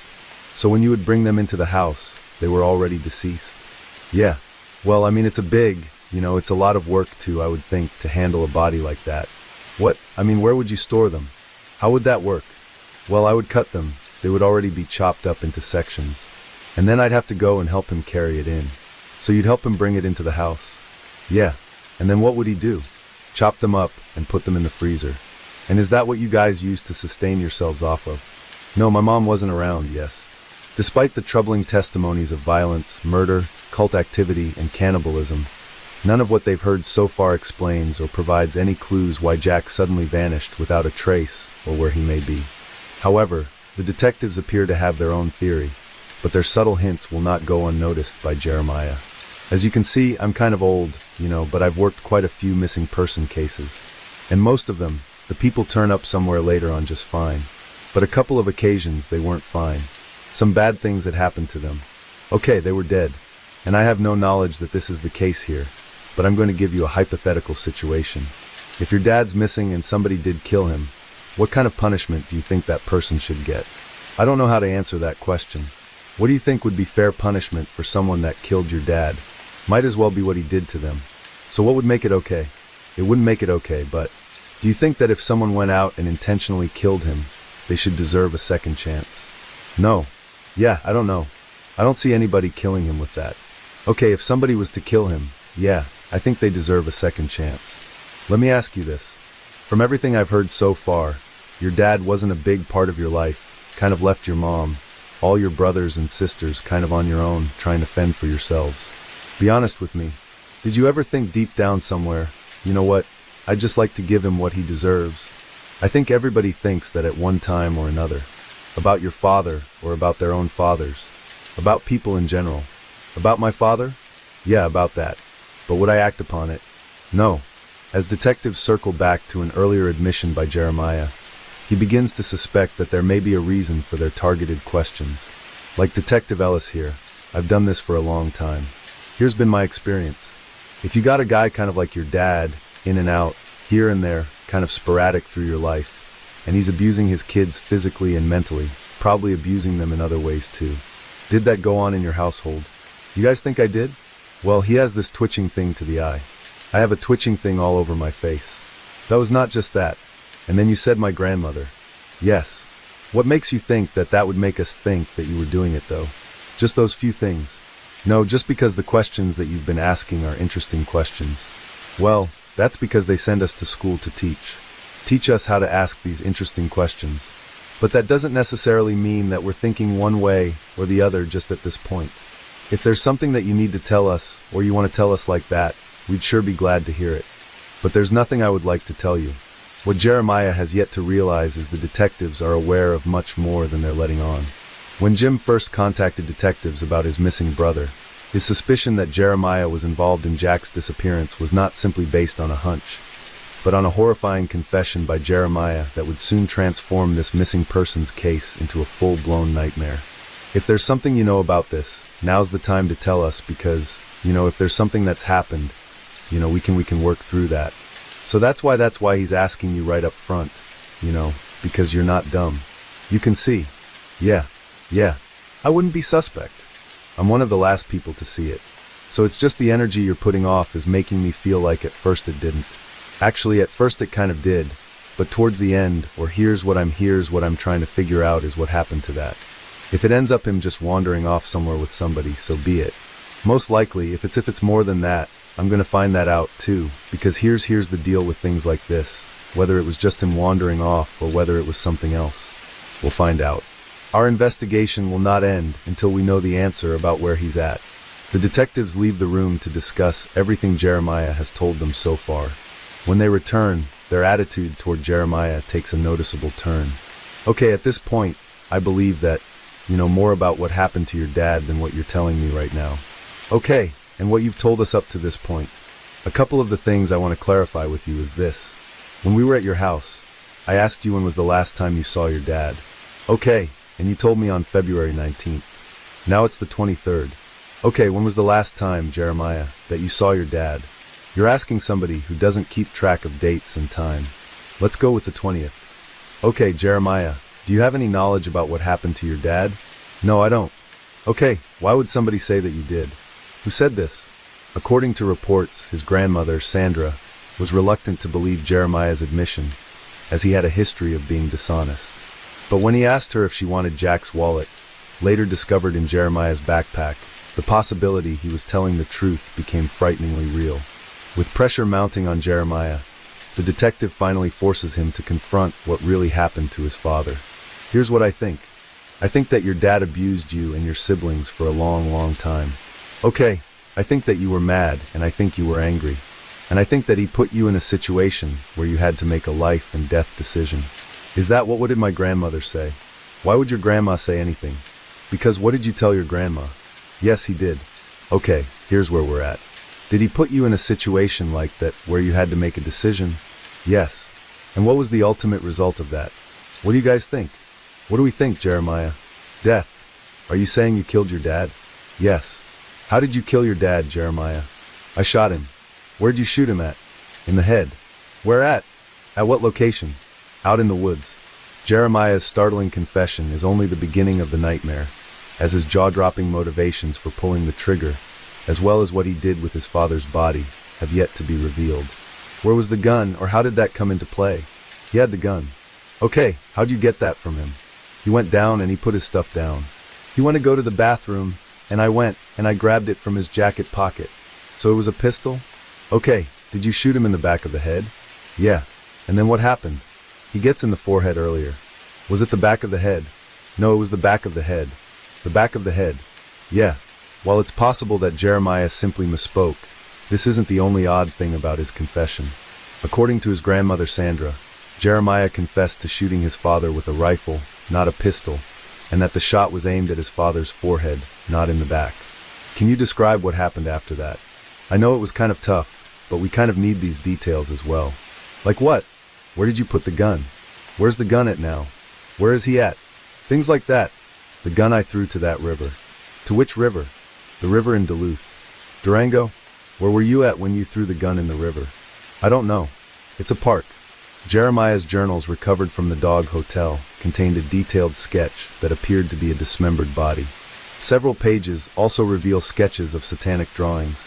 One page eerily contains the words "kill him," and I will do what is necessary for my survival. And then I got rid of the body. How did you get rid of the body? Listen to me, Jeremiah. This is the more honest you are right now, and give us the details. Okay, the better it's going to be for you. I promise you that. Here's what we do know, Jeremiah. Your dad was a rotten dad. Okay, and he didn't do right by you and your siblings. Okay, but that we know that the hell that he put you kids through. Okay, that's what we figured out. We need to get this ironed out. I promise you it'll be better for you in the long run. Right. Okay. So you shot your dad, and then what happened? Nothing could prepare detectives for Jeremiah's horrifying answer. And then I chopped him up. With what? With knives and hatchet. Okay. And then I disposed of part of his body, and then I disposed of another part. Disposed of what? The torso. Where at? On the reservation. Jeremiah next describes the gruesome process with which he dismembered his own father. He brutally stabbed the severed hands over 190 times before placing the remains in separate buckets filled with cement. He admits to burning the bones, leaving what little remained of Jack to the wild coyotes on the Ute reservation. These beg the question, did Jeremiah plan his father's murder? Or did Jack do something to Jeremiah that finally made him snap? For now, investigators focus on recovering Jack's body, or what's left of it. So that bucket, where is it at the dog hotel? In the cellar room. In the cellar room? Yes, but nobody does it there. 2 large plastic buckets would later be located in the storage room of the dog hotel. An X-ray would reveal the bones of hands and feet encased in concrete, as well as a skull with a bullet still lodged inside the front of the forehead. Despite Jeremiah's earlier insistence that the shot was taken from behind, this leaves investigators to wonder if Jeremiah is simply forgetting the details of a traumatizing murder, or is there something else he's hiding? Does anybody else know about what happened that night? I just told my mom and my grandmother. Did they believe you right off the bat or no? Yeah, they did. Yeah, because I don't know why. Why would I? I don't, especially to my brother and my grandmother. I don't see how this is helping me though. The axe and the knife that you used to chop them up, where are those items at? They're in the river too. In the river too. How did you transport his torso out there to where you described out near the reservation, or is it really there? Yeah, it's really there with his truck. And his truck is out there also? No. Oh, you transported it with his truck? Yeah. Is that the truck that was out here at the house? Yeah. One in the barn? Yeah. An aerial search of the canyon, where Jeremiah claimed to have committed the horrific act, was unable to locate any evidence. Jeremiah later led detectives to a location where he said he'd left some of his father's remains, but all that was found was an empty trash bag. According to the police report, investigators felt Jeremiah was intentionally misleading them, as he didn't want his father's remains brought back together. They noted he demonstrated an obvious fear of his father coming back to life through the use of black magic. Jeremiah's shocking treatment of Jack's remains leaves investigators grappling to understand his motive, though nothing could have prepared them for what they would soon learn. As for the orchard owner, Elizabeth, though she admitted to considering shooting Jack in the past, she was out of town in Boulder, Colorado around the time of Jack's murder, clearing her as a suspect in his homicide. With no proof to support a theory that someone may have helped Jeremiah, and with potential other suspects cleared of any involvement, the detectives worked to identify what could have possibly pushed Jeremiah over the edge. What happened that got you to the point that you felt that that's what you had to do? You know what, Jeremiah, it's emotional, man. It's okay. If you need to cry, we cry too, buddy. If you need to, you take care of it. Yeah, he told me that. God told him. It's okay. God told him. God told him that I was supposed to have a sex change, so that way I could be his wife, because he wasn't supposed to sleep with women, because he wasn't supposed to have any more children, because he thought that people were going to take his kid and turn it into the Antichrist. The night that this occurred, it was a date night, right? And did he actually rape you that night as well? Yes. Okay, so after he's finished, he puts his stuff down, you get the pistol, and you shot him. Though investigators visited the river where Jeremiah claimed to have thrown the knives, hatchet, and firearm, their efforts to locate the evidence were thwarted by the river's intense current. Despite inconsistencies throughout Jeremiah's story, such as the location of the bullet wound and the type of firearm he used to commit the act, the reasons for such strange inaccuracies would never come to light. However, one final entry from Jeremiah's journal would expose a disturbing admission about his twisted relationship with his father. In it, he acknowledges the horrors of what happened, writing, "I have to live with the consequences." As the interrogation ends, Jeremiah wants to make one last thing crystal clear. "I just want to tell you, nobody else knew about it at all. Just your grandma and mom. Yeah, but and nobody helped me do any of it. It was just me." Police reports confirm that only the hands, feet, and head of Jack Barry have ever been recovered from his dismembered body. On March 29, 2008, 20-year-old Jeremiah Raymond Barry was arrested and taken to the Montezuma County Jail, facing a charge of second-degree murder. His bond was set at $500,000. On August 6, 2009, he initially entered a plea of not guilty by reason of insanity, but was later found competent to stand trial. He ultimately pleaded guilty to 1 count of manslaughter and 1 count of felony menacing, and was subsequently sentenced to 3 years in jail, with 443 days, time served, and an intensive probation lasting 141 months. On March 2, 2012, after his release, Jeremiah died of an unconfirmed cause at the age of 24. No one besides Jeremiah was ever implicated in the murder and dismemberment of Jack Barry. Case 4. On Thursday, April 6, 2017, Shane Nicholas races toward home after getting word from a family member that there was a growing police presence at his house. He knows very little about the situation as he answers the distressing phone call that will change his life forever. The following report is based on police records, and most of the audio has never been heard before until now. Hello? Yes. Come on, man. Everything's cool, right? Everything's okay. Please tell me. Everything's okay. Where are we at, man? Do you know? Malibu, Indiana. No, I'm not. Who's driving? Adam. Will you assure me that Adam will remain the driver? All right, I'm going to tell you. Okay, sir. About 6 p.m. or so, maybe a little earlier, we responded to your house after receiving a call from a family member. There was some type of disturbance, and your wife has fallen victim as a result of that incident, and she's deceased. I understand. Take your time. No. That's not what happened. It can't happen that way. It can't happen that way. Hours ago at approximately 6 p.m., Champaign County dispatchers received a 911 call from Shane's 14-year-old son, though his haunting confession was the last thing anyone expected. 911, where's your emergency? I just killed my mother. What happened, sir? I just killed my mother, and I need to go to the hospital. Captain Loney assures Shane that his son is safe and in police custody, withholding the chilling reality of the situation. As Shane's panic rises, Loney begins to probe him for answers in an effort to shed light on the unfolding nightmare. Give me a little history on your son. And is his name, am I correct, is his name Donovan? Oh God, yes. Yes, Donovan Asher Nicholas. What's his date of birth? Oh God, I can't. I think he's 14 years old. Okay. What is it? I don't know. I don't know. Okay. Has he been any behavior problem or anything to you? Never. The boy is soft-spoken.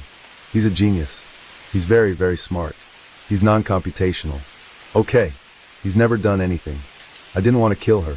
Has he ever inflicted harm to any family member or anything like that? Never.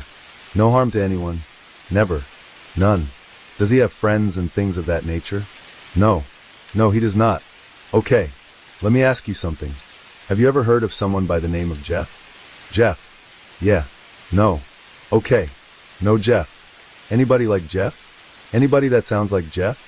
Somebody that he talks about, maybe idolizes, whatever, who knows, you know. No. Okay. Not at all. Why? The confusing question stems from Donovan's earlier admission to the 911 dispatcher, as his confession takes a dark and twisted turn. It wasn't me who killed her. It was Jeff. What happened? Who did it? Jeff, I'm sorry. This is going to be really hard to explain, but I kind of have another person inside me. What happened to your mom? She killed her. She snapped. All right. Are you able to say who's with you? I am by myself. Me and Jeff. But I swear it wasn't me. It was Jeff. Jeff is inside me. Jeff is inside you? Yes. Okay. He sometimes takes control, and I have no control over him. I hate Jeff so much. He's going to make me die in prison. Investigators face the baffling mystery of why a child, whose father describes him as soft-spoken and harmless, would suddenly turn on his own mother. Could Jeff be real, or is he simply a carefully crafted excuse?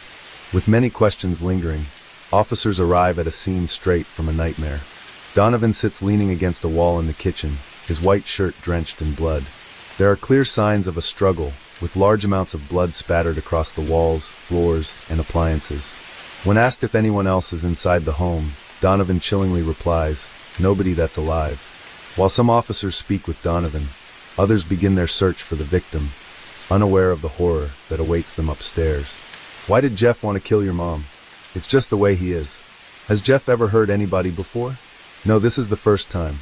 According to our analysis team at EWU, While investigators don't need parental consent to question a minor in Ohio, a Miranda waiver must be obtained if a minor is a suspect in a crime. If the Miranda waiver is not voluntary in any given case, anything learned in the interrogation cannot be used in criminal prosecution. How long has Jeff been in your head? About 3 months. Upstairs, officers confront a horrifying scene. 40-year-old Heidi Faye Taylor is found lying in her bed, deceased. The brutal nature of her wounds points to a vicious attack, raising daunting questions about exactly what transpired between Heidi and Donovan. Back in the kitchen, officers notice an unsettling injury to Donovan's face. Though they ask him about it, he gives no clear explanation for how it happened. They let it go for now, but the strangely haunting wound on his face and its grim origin will soon demand answers. Is that the only injury you got is on your leg, though, and you didn't scratch right there, right? There's something on my... Your stomach okay? No, my... Huh? What?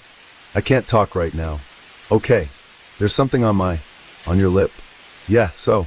Okay. Is it? Other than that, that's it. Other than that, that's the only injury. Okay.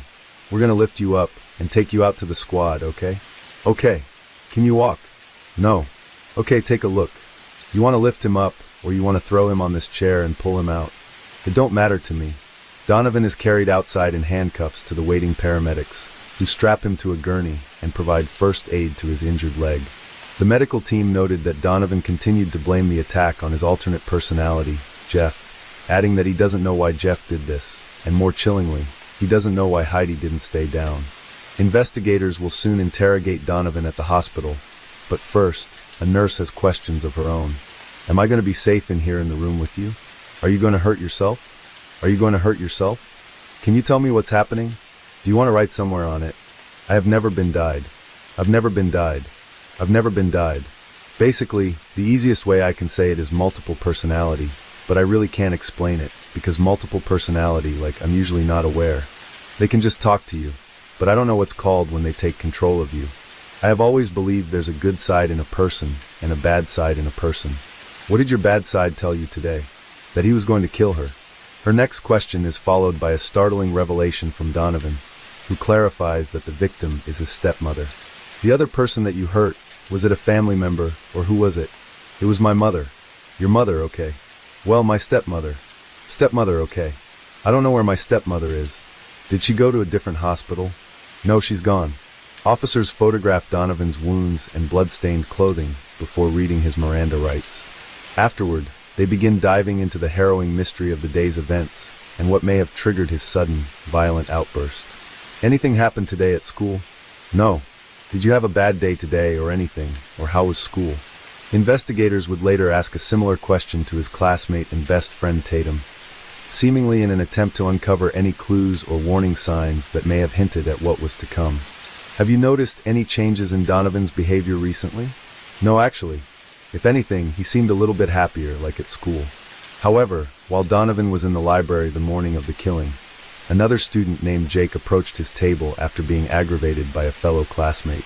In his anger, he asked Donovan if he'd ever been so mad at someone he wanted to beat them up. Donovan eerily replied, "No, but I would stab someone."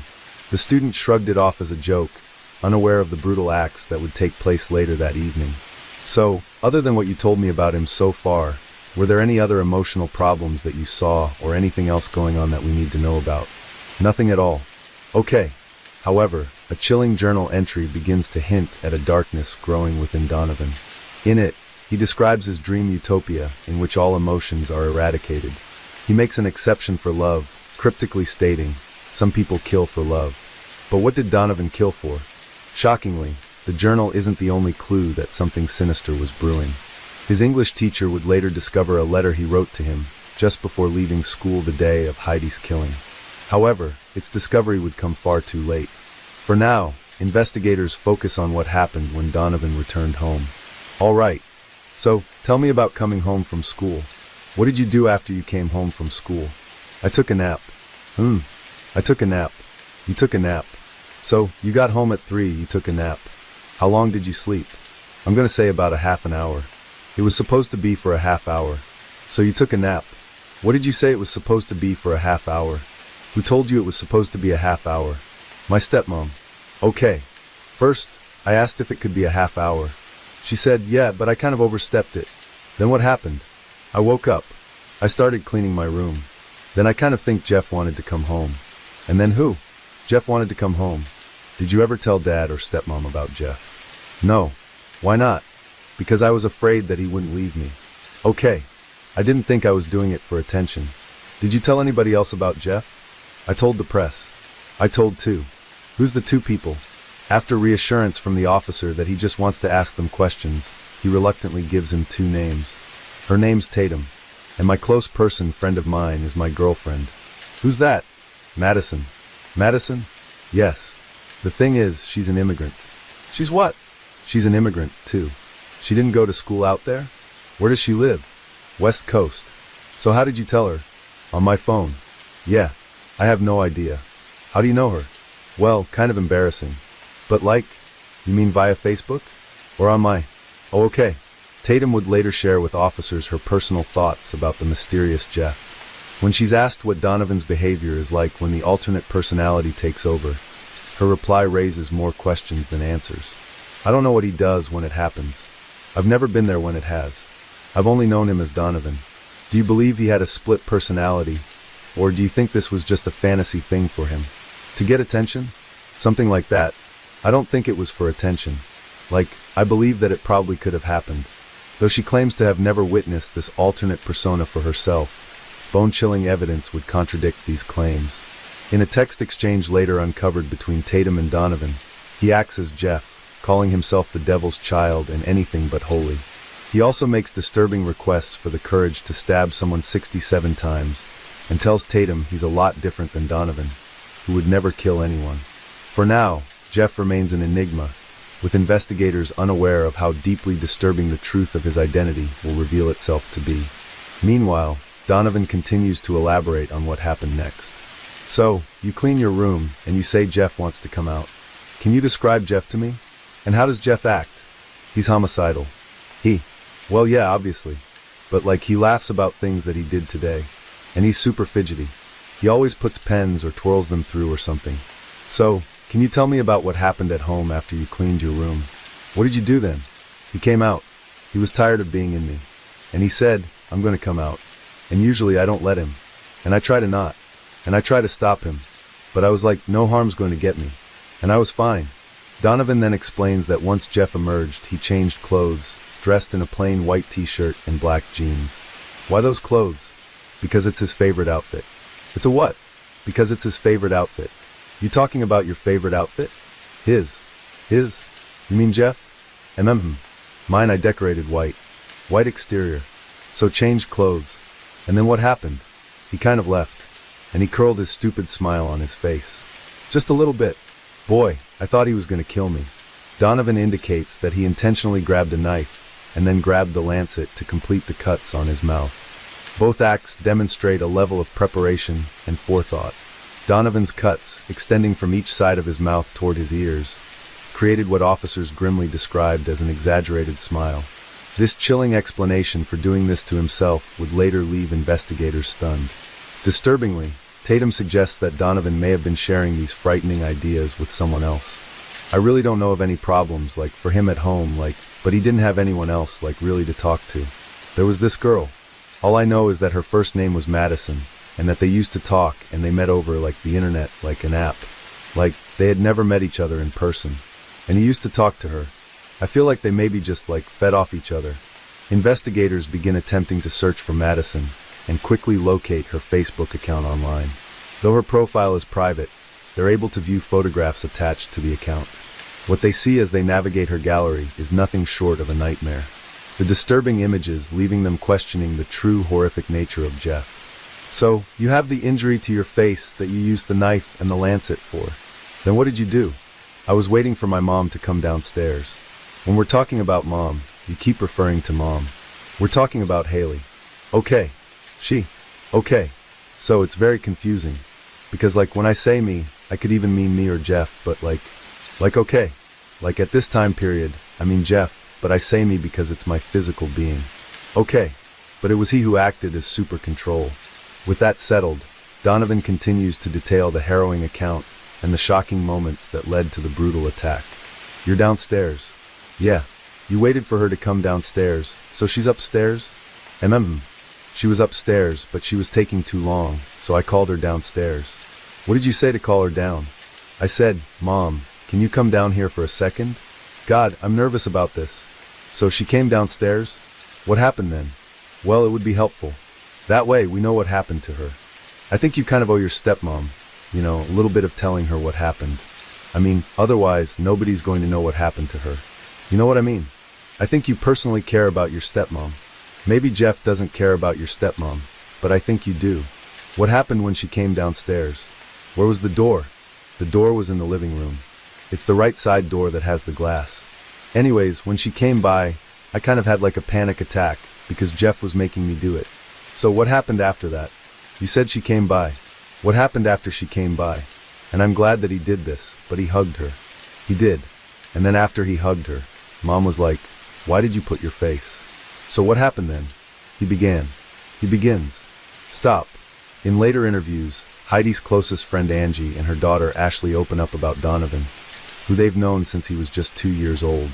He's always been different, never really, like I wouldn't categorize him as shy, but he didn't like people with very few friends. Like he had friends. It's not that he didn't socialize. He was an introvert. He's very quiet. Yeah, he's very introverted. Very tense. Very tense. Why do you say very tense? Donovan has always been an issue for Shane and Heidi. And when I mean issue, that's what they argue about. They always argue about Donovan. Donovan is their main reason why they fight. Yeah, they'll soon share more eye-opening details, explaining what they believe to be the source of the ongoing tension between Donovan and Heidi. Meanwhile, Donovan continues to share the horrific details of what happened next as he began the savage assault. She said no, stop. I was like, no. How many times was she stabbed? So she ran. Where was she stabbed?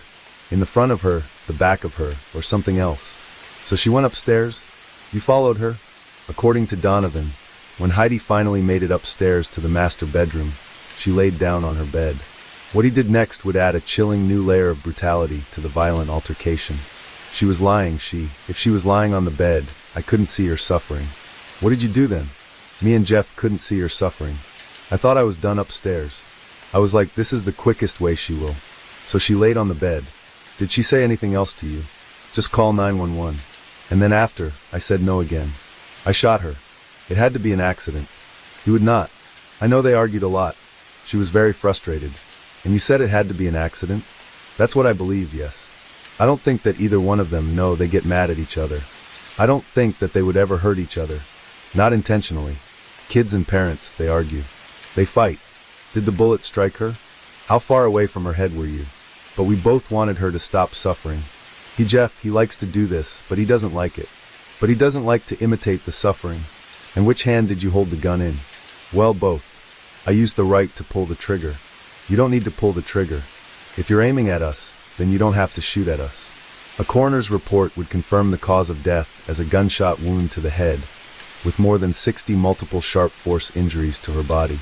A tip of the knife blade was also extracted from her skull, while the firearm was located on the bed lying next to her body. Did you know any history of any anger issues, any mental illness, any, depression, anxiety? She wanted to take him to a doctor. Heidi wanted to take him to a doctor, and her and Shane had talked about it. Why did she say that she wanted to? Was she saying things? Because maybe he was going through a depression. The fact that he was withdrawing, it was like 3.5 years ago. He started to withdraw from them. Back at the hospital, the investigator urges Donovan to continue, and he soon explains the horrifying cause of the self-inflicted wound to his leg. So he threw the gun down on the bed beside her, and then you went back downstairs? Yes, I did. What did you do downstairs? I was going to leave. Jeff was still taking control. I noticed my legs are hurting real bad. It was all wet and slimy. I pulled up, and there was a deep gash in my leg. I freaked out. How did you get the gash in your leg? Well, I was trying to hurt her. She fought back, and like her legs were tangled and... Her what? Her legs? Yeah. So you were wrestling with her? Yeah. Did you end up on the ground? Yeah, we both did. We wrestled a lot. And then I saw her body. I didn't care where my legs were. I don't know what to say. Take a breath. It's okay. Take a deep breath. When I started to hurt her, I hit my leg, but I didn't really feel anything because she wasn't in my life. So you stabbed yourself in the leg accidentally?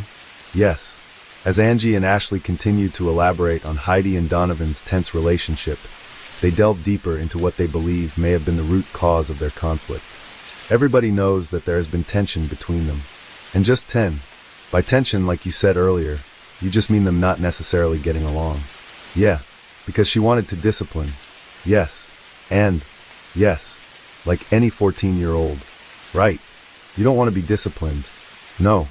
She would take the phone, his dad would give it back to him. You know, she would take the game system, 2 days later, his dad would give it back to him. Yeah. Or, he would be grounded, but his dad would go take him shopping and spend like $400 on him. It was an issue. He can be very manipulative.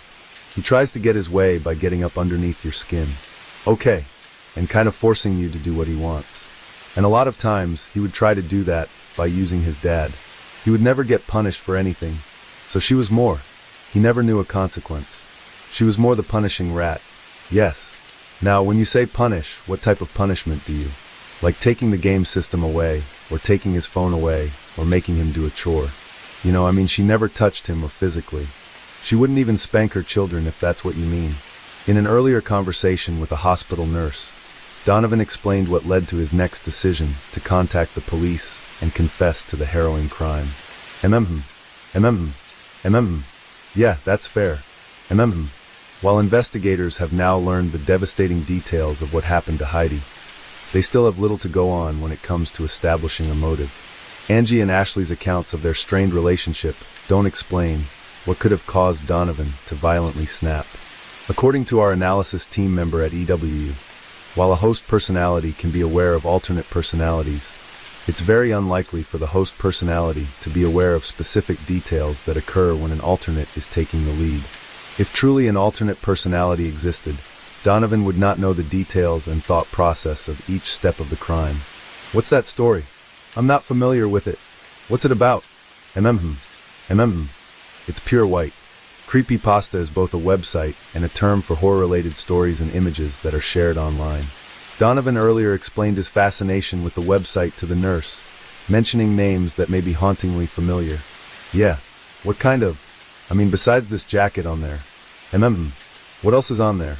Slender Man? 30? 30 o'clock. It's really mid. It's really cool. Jeff the Killer, one infamous character, first began circulating as an image in 2008. Its disturbing origins widely disputed in online forums. The image has inspired many artists and even fan films. Another friend of Donovan's named Skylar sheds more light on Donovan's chilling fascination. He was kind of one of those people who, obsessed with scary stories. At least, that's how I saw it. He had a picture on his phone that was Jeff the Killer, which is what he mentioned. So that kind of, I never heard about it until I met him. And I was like, that's a pretty weird story. Though depictions of Jeff the Killer vary, several haunting details remain eerily consistent. He's always seen depicted with a wide, sinister grin, wearing a white t-shirt or hoodie and black jeans, the same clothing Donovan put on as he claims Jeff took over.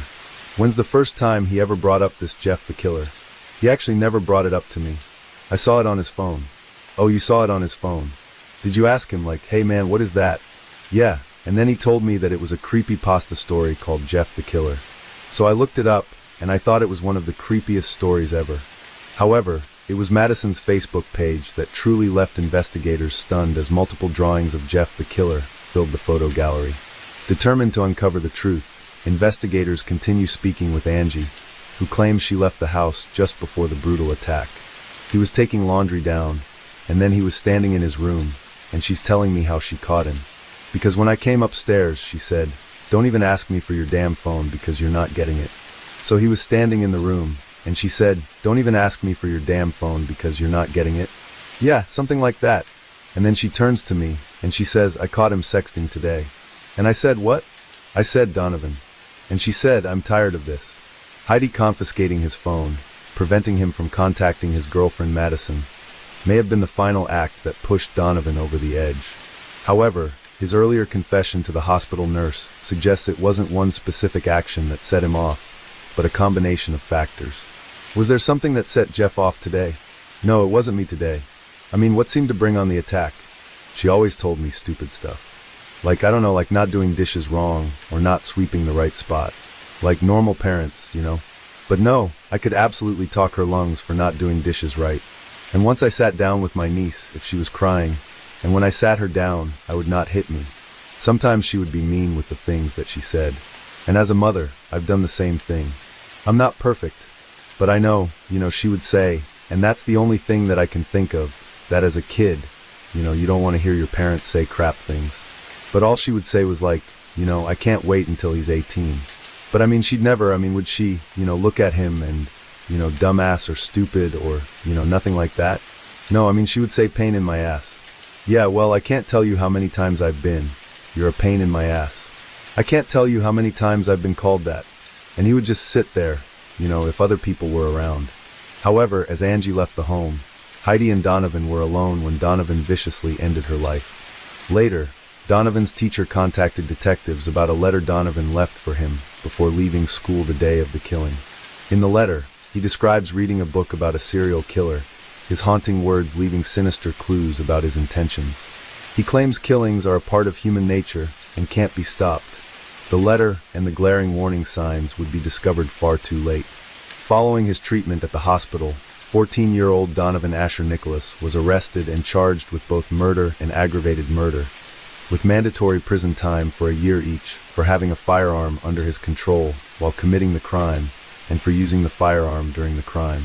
He was transported to the Central Ohio Youth Center. On July 2018, Donovan was found guilty of all charges and sentenced to life in prison with the possibility of parole after 25 years. However, 5 years later on June 15, 2023, the Ohio Supreme Court overturned the sentencing, stating that Donovan, a juvenile at the time of the crime, had his due process rights violated when the court used its discretion to certify him as an adult. These records are confidential. While we haven't been able to verify these details, according to news reports, Donovan has been released from jail.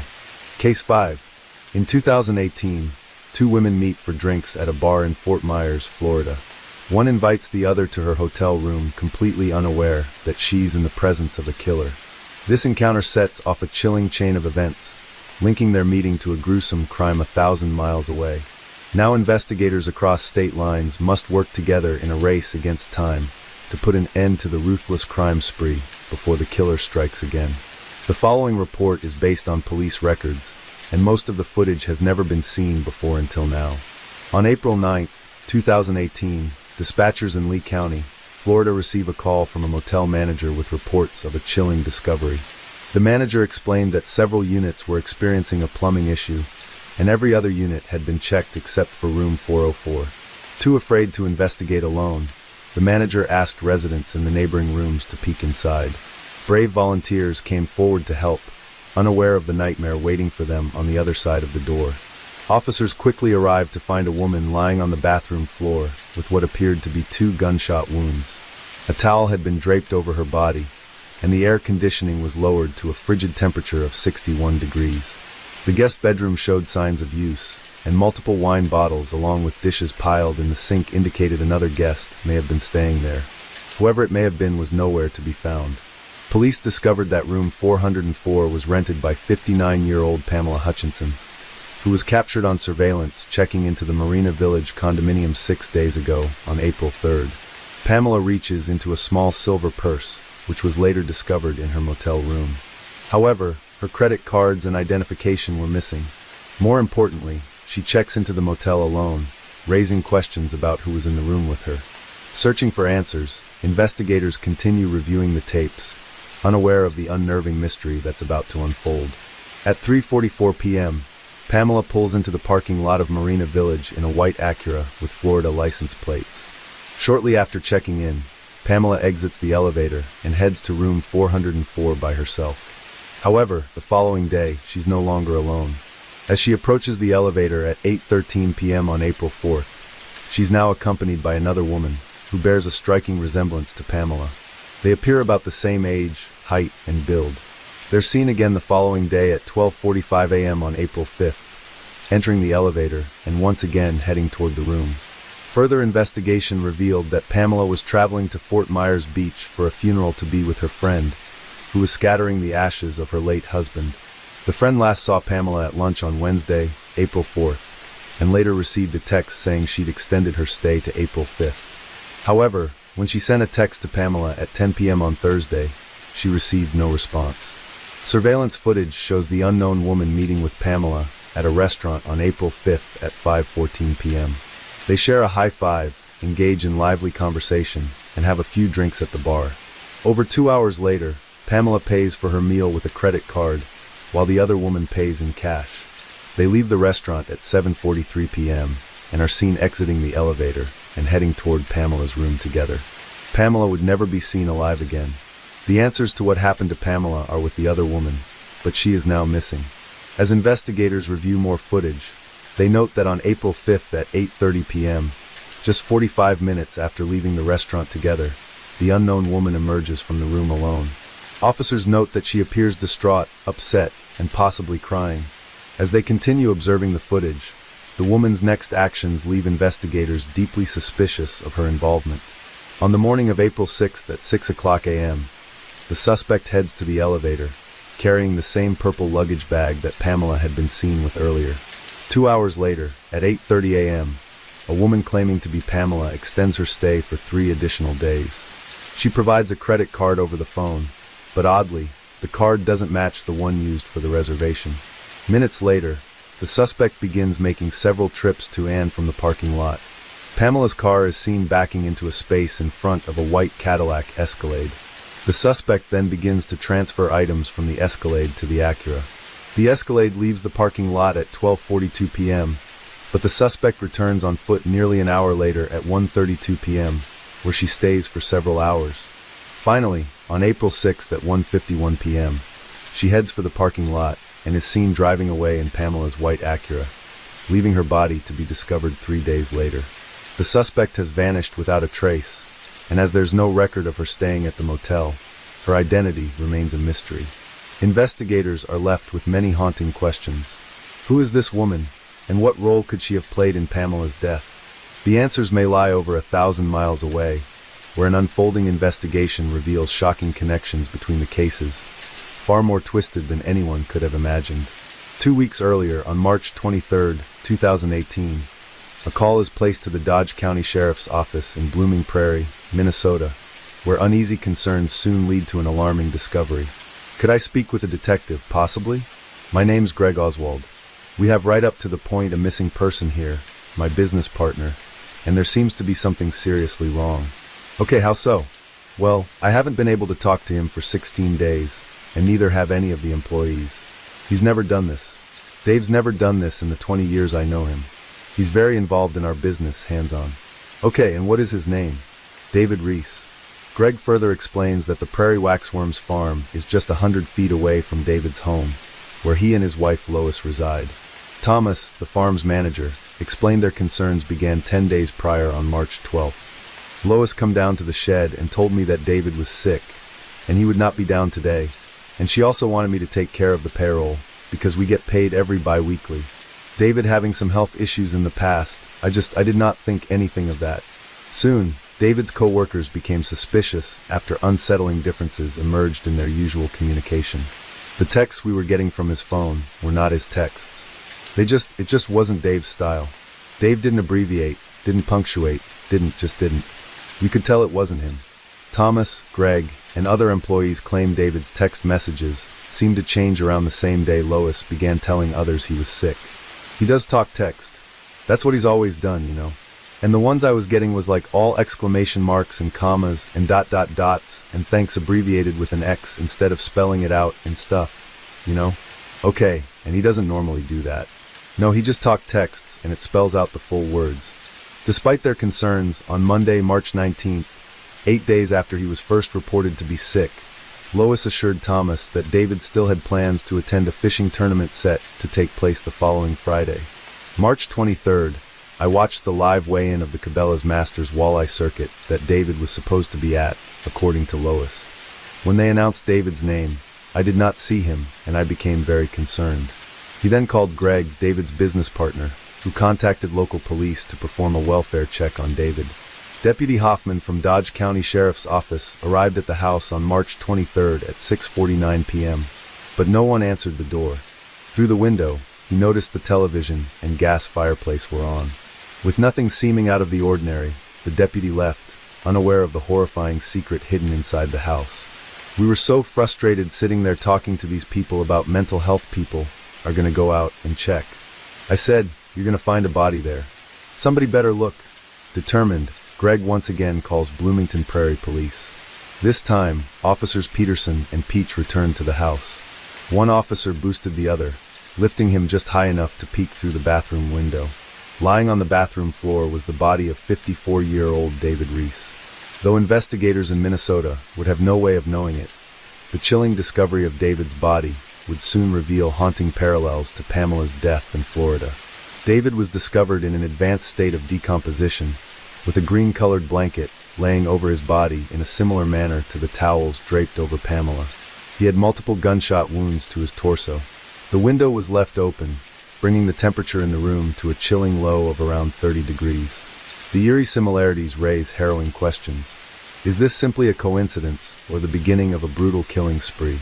With many questions for David's wife, Lois, Minnesota investigators begin looking for her, but she's nowhere to be found. In an effort to trace her movements, they review local business surveillance, starting from the last time the couple was seen together.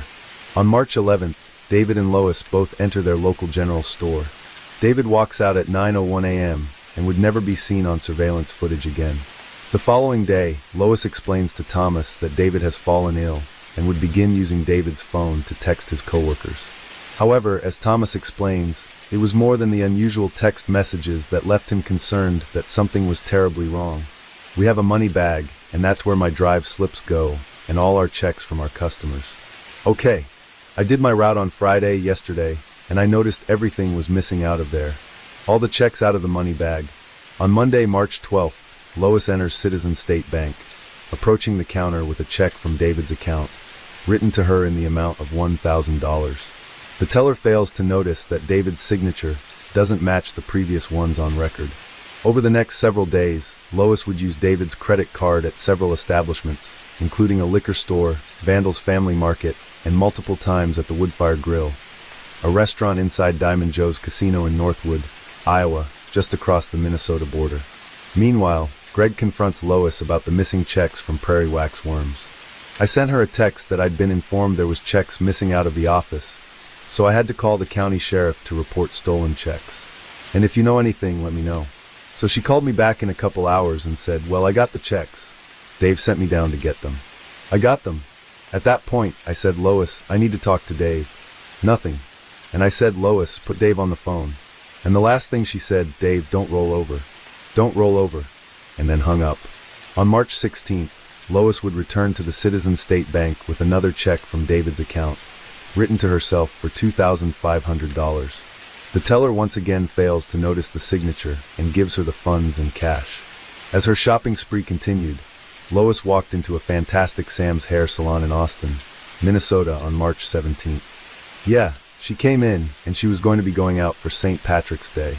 She said that she was going to be going to Diamond Joe Casino, so she wanted her hair to look like Peggy Bundy and have it nice and big. 3 days later, on March 20th, Lois is once again spotted on camera at the general store, this time wearing the same hoodie that David was wearing on the last day he was seen alive. At this point, David hasn't been seen in 9 days. Over the next 2 days, Lois returns to the bank, depositing over $8,000 into David's account at the drive-thru before transferring the money back into her account. I'm just in awe that they would take a check from one company to Prairie Wax Worms and let her cash them. That looks like about $12,000 minimum, $14,000. So they were actually the company checks. Yep.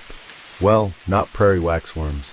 It was our customers' checks who had paid us, made payable to Prairie Wax Worms. Lois would hit the Diamond Joe Casino again on March 22nd, where her unusual behavior caught the attention of a casino regular. Just kept acting like she was real suspicious on who people were and what was going on, you know? Like she wasn't quite sure of her surroundings, who she could trust and who she couldn't. Okay, so paranoid basically? Yeah, kinda. Finally, on March 23rd, when David fails to appear on the fishing tournament's live stream, Lois steps into the Citizen State Bank for a final time. She presents a $7,500 check from David's account, writing spring trip in the memo. After the teller delivers the cash, Lois takes David's white Cadillac Escalade and vanishes. It would later be discovered abandoned on Fort Myers Beach in Florida. As a detective, you got any inkling if she's in an area you think she's just... Goddamn it, I don't know how you get away. No, nothing so far. I just don't know. Detectives in Minnesota and Florida have yet to realize the shocking connections between the murders of Pamela Hutchinson and David Reese. But a lucky break will soon drive the two separate investigations toward a fateful collision.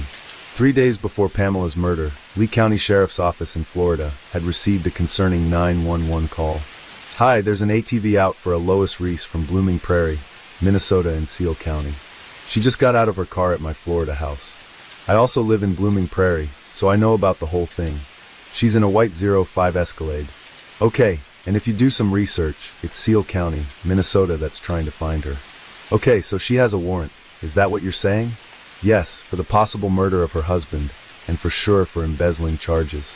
Earlier the same day, the 911 caller, Tessa's daughter in Blooming Prairie, received a call from a woman named Stormy Liberty, who claimed to be Tessa's friend and asked for her address. Stormy Liberty was later identified as an alias that Lois used when opening a cell phone account. She was gone by the time police arrived. And just 3 days later, Pamela's life came to a tragic end. Now, after Pamela's death, as one deputy reviews the security footage from the Marina Village motel, he recognizes the woman with Pamela as Lois Reese, based on Tessa's 911 call from 3 days ago. I do rental, so she had a little notepad like she was gonna rent, but that's what I thought. And then she got out and she saw me. I said, "Can I help you?" And she looked at me and she said, "I'm in the wrong place." And she put that in her Escalade. She said it was a 2005 white Escalade. Yep, pearl-colored Escalade. After being recognized in the surveillance footage, Lois is officially named a person of interest in Pamela Hutchinson's murder. On April 10th, investigators in Florida contacted Minnesota law enforcement, requesting a photo to confirm their suspect. And finally, information between the two investigations was shared. With evidence connecting Lois to more than one murder, investigators are left with the chilling question: is she finished or is she planning to strike again? While following her trail, those who knew her begin to share a troubling history with investigators, one that hints at a possible motive for her ruthless actions. My grandpa passed away and she got her inheritance, and she was so unbelievably bored out there at that house. And the only time she was happy is when she'd have the grandkids out there, and she had them a lot. My kids and my brother's kids were there a lot. If she wasn't with us, like her kids or her grandkids, she was probably at the casino. And I had told my dad, and I told her, that I was getting concerned with how much she was going there.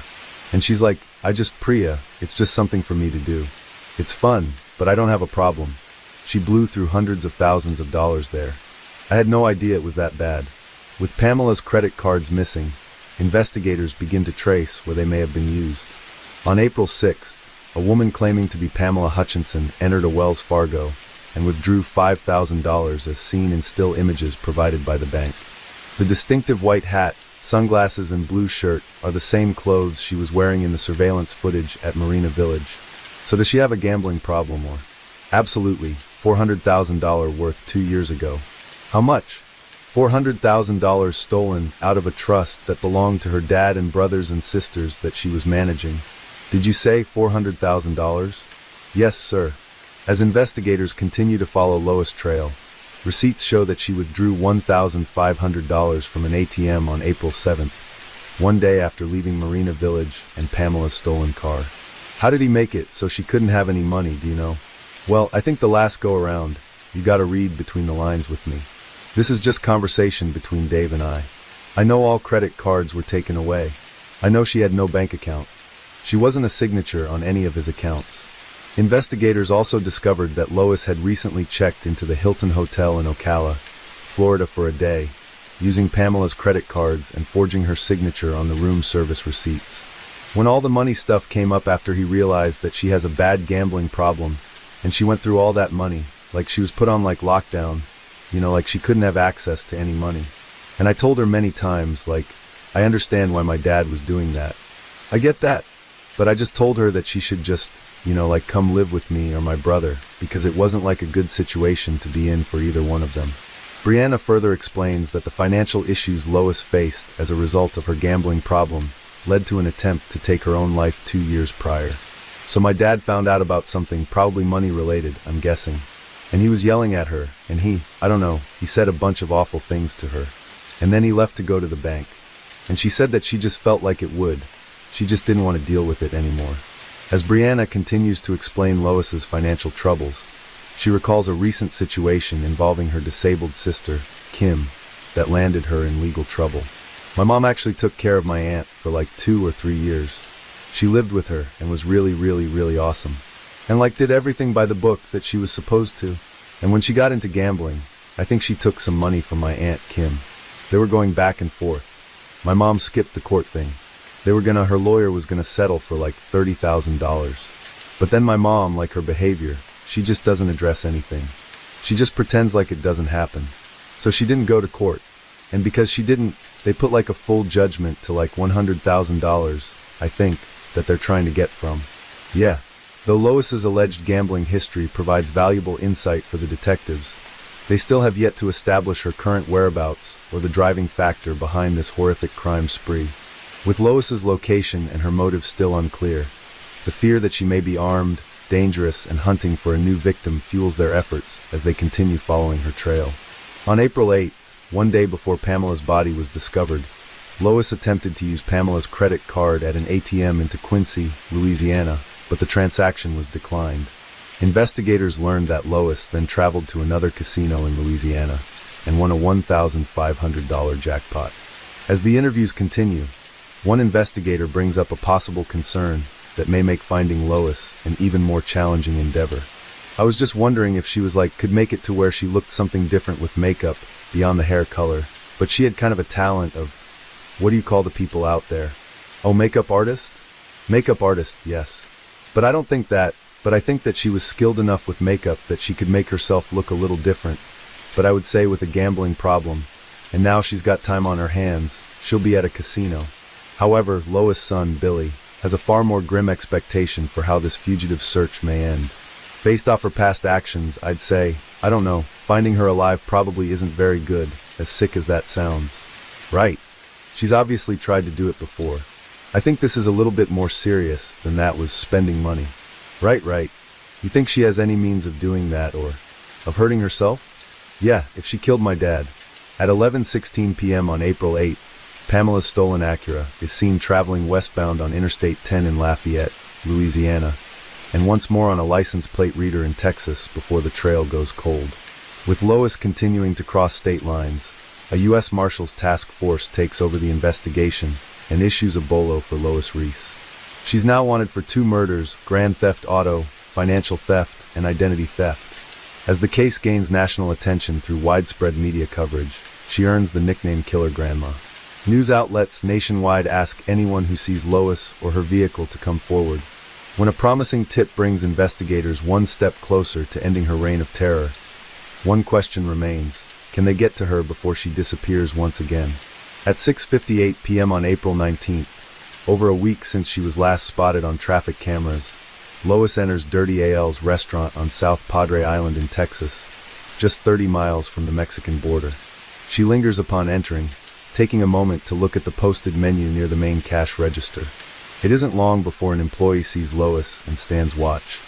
As she suddenly makes for the exit, the 2 male employees briefly converse before following her.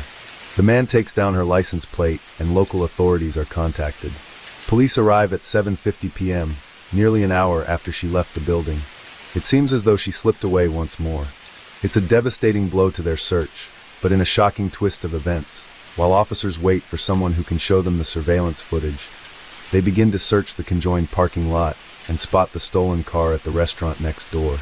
They enter the restaurant and find Lois sitting at the bar, talking with an unknown male, but wait for backup before moving in for the arrest. At 8:25 p.m. on April 19th, multiple officers move in and finally make an arrest, unaware of just how close Lois may have come to claiming a third victim. With Lois now in custody, one chilling question remains unanswered. What drove Lois to commit not one, but 2 brutal acts of murder? According to the man she was with, he and his friend met Lois at Padre Rita's Grill.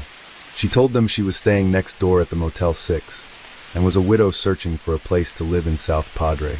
The jaw-dropping evidence in her motel room will later be found in a search by investigators. For now, the man explains that he and a friend went with Lois on April 17th for drinks before dropping her off at her motel. Both men found Lois to be completely normal, never witnessing any emotional breakdowns or outbursts, with one mentioning she was even flirting with him. "Okay, this one right here? Okay, it's not really your car. Okay, you want to run it real quick.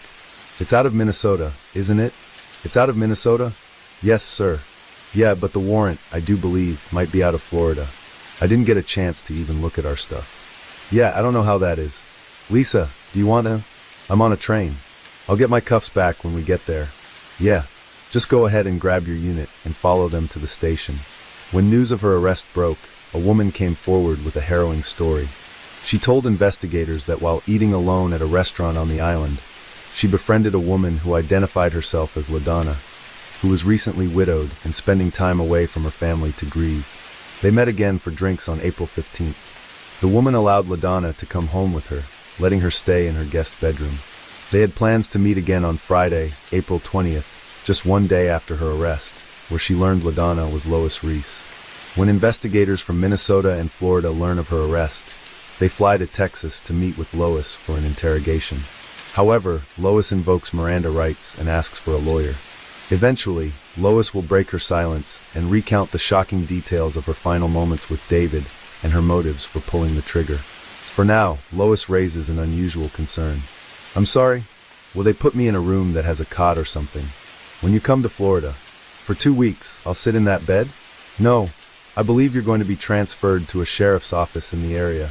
Okay, you'll have to see a judge, I think, for extradition purposes in the morning, a magistrate. And then from there, you'll be going to a sheriff's office where they'll house you until we come pick you up. And they'll be able to answer some of those questions that you might have while you're there. We just don't. We're not from here. So if you do have some of those concerns, when you go downstairs, I would surely ask. The snow would be better for my edema and my blood pressure, like they said.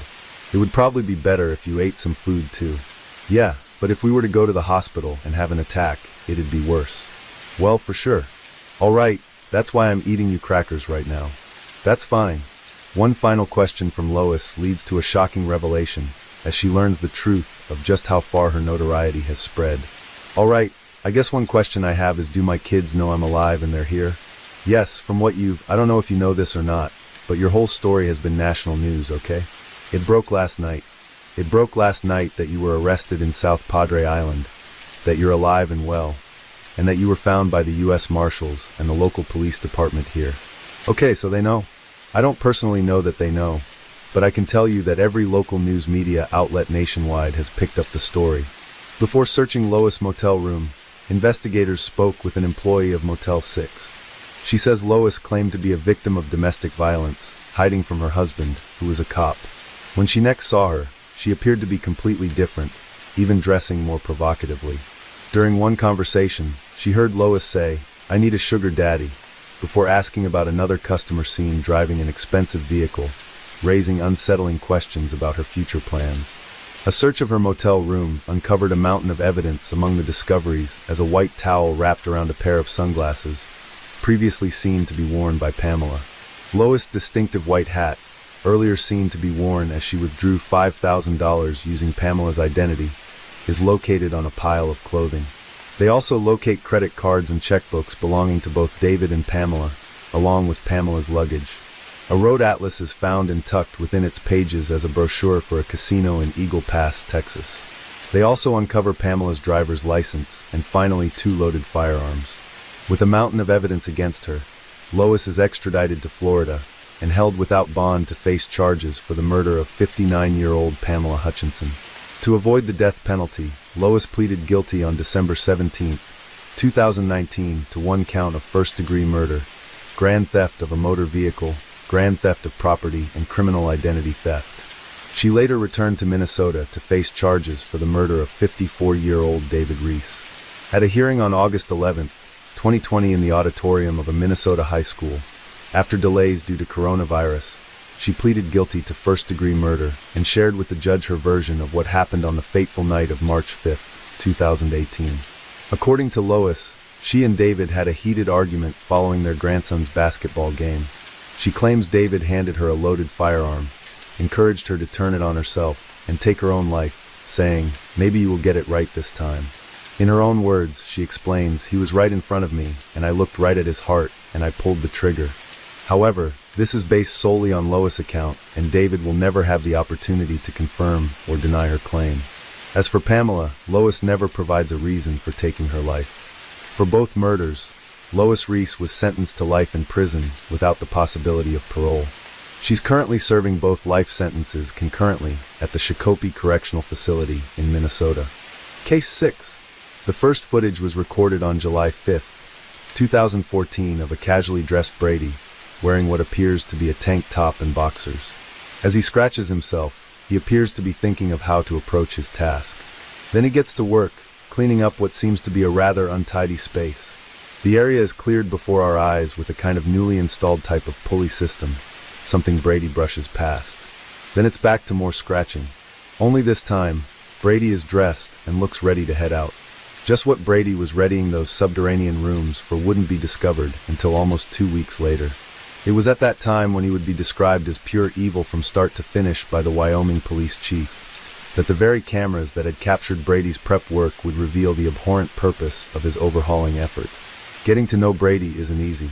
Brady's was a sheltered childhood, with his mother homeschooling in between brief stints at small private schools. Established early in his life, therefore was a social network that centered on the church. In fact, it would be through the church that Brady would meet women. Gaining an understanding of Brady's personality is even more difficult as the dichotomy is clear. Despite plenty of documentation to the contrary, there are individuals who held positive opinions of him and who continue to wrestle with the thought of Brady perpetrating his many appalling crimes. To his family members and close friends, Brady was extremely generous. The consensus is that he always longed for marriage and children. To his co-workers and those who had the misfortune of crossing his cyber path, Brady was strange and sinister. Described as not a very clean guy and somewhat unkempt with an ever-present and pungent body odor. His roommates even reported that at some point, Brady had taken to urinating in bottles he'd left all over the house. He caused unease, with one person admitting that Brady freaked him out, and another going so far as to describe him as having crazy eyes. If you were to ask his apprentice on the job, however, this standoffishness wasn't altogether a bad thing. This is because when Brady did open up to others, he described his inappropriate intimate experiences and detailed his perverse proclivities. Yet had there been any uncertainty as to Brady's inner nature, his brutality during 5 days in July of 2014 would put that doubt to rest. It was in fact within a single intimate relationship that Brady's intenseness was encapsulated. This romantic partnership would also set the stage for what would happen when Brady's severe nature was no longer restricted.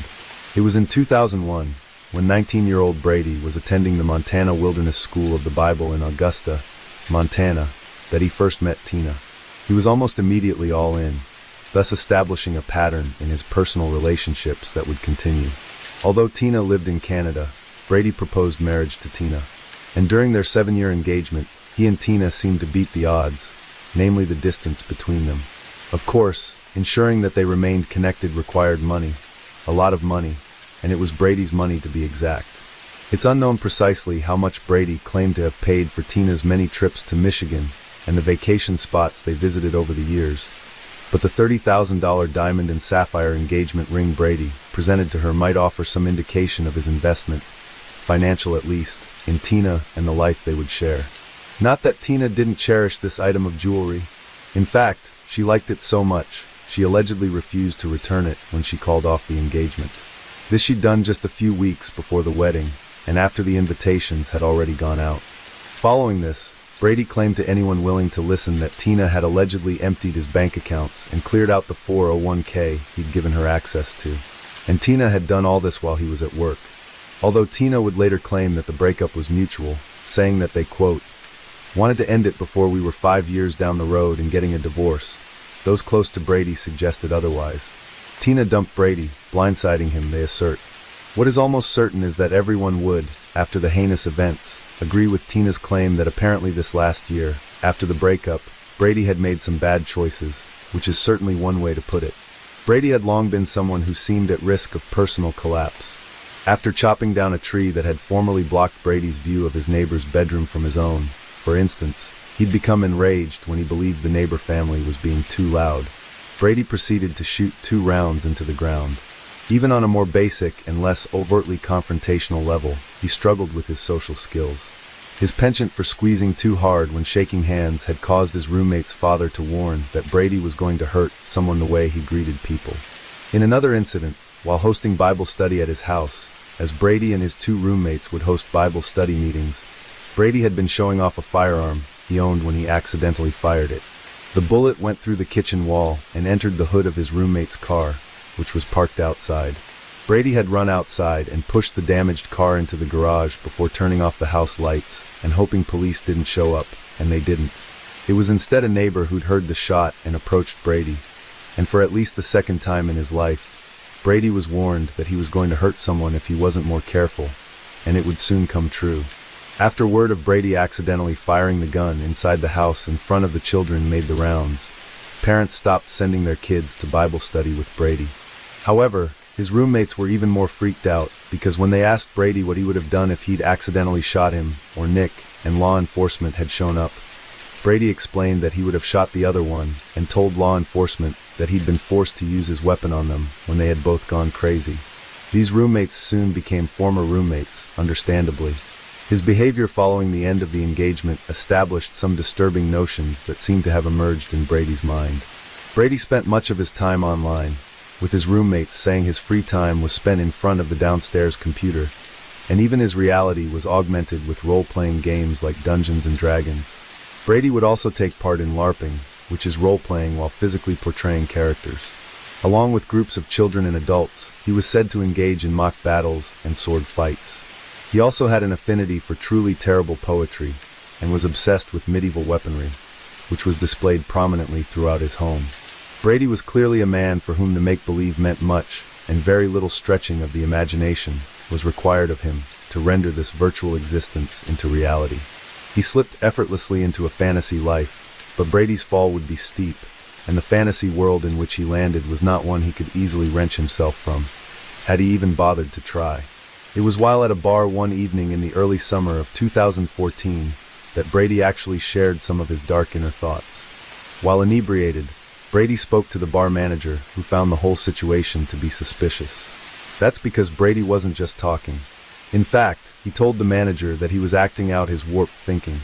According to Trey, the bar manager, Brady had walked into the premises close to 6 p.m. Then, over a beer, he'd started to talk about women. After explaining to Trey how Tina had left him and allegedly taken his money, Brady went on to say that all women are crazy. Brady couldn't understand why. According to Trey, they didn't want to be treated well. So what he had decided, thanks to a newfound clarity fueled by heartache and bitterness, was that he was done with women like Tina, who didn't want to be treated nicely. Brady had decided that he would seek out women who wanted to be mistreated. And just where would Brady find this type of woman? Why, Craigslist, of course.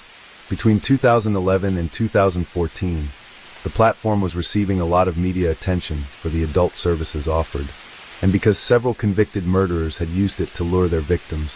So when Brady confessed over a beer at Mulligan's bar how he was now only looking for women who wanted to be mistreated, he shared one additional disturbing detail. This item of interest was, in fact, so significant that it alone formed Trey's justification for calling the police after Brady left the venue. You see, Brady told him that he'd found a new woman already.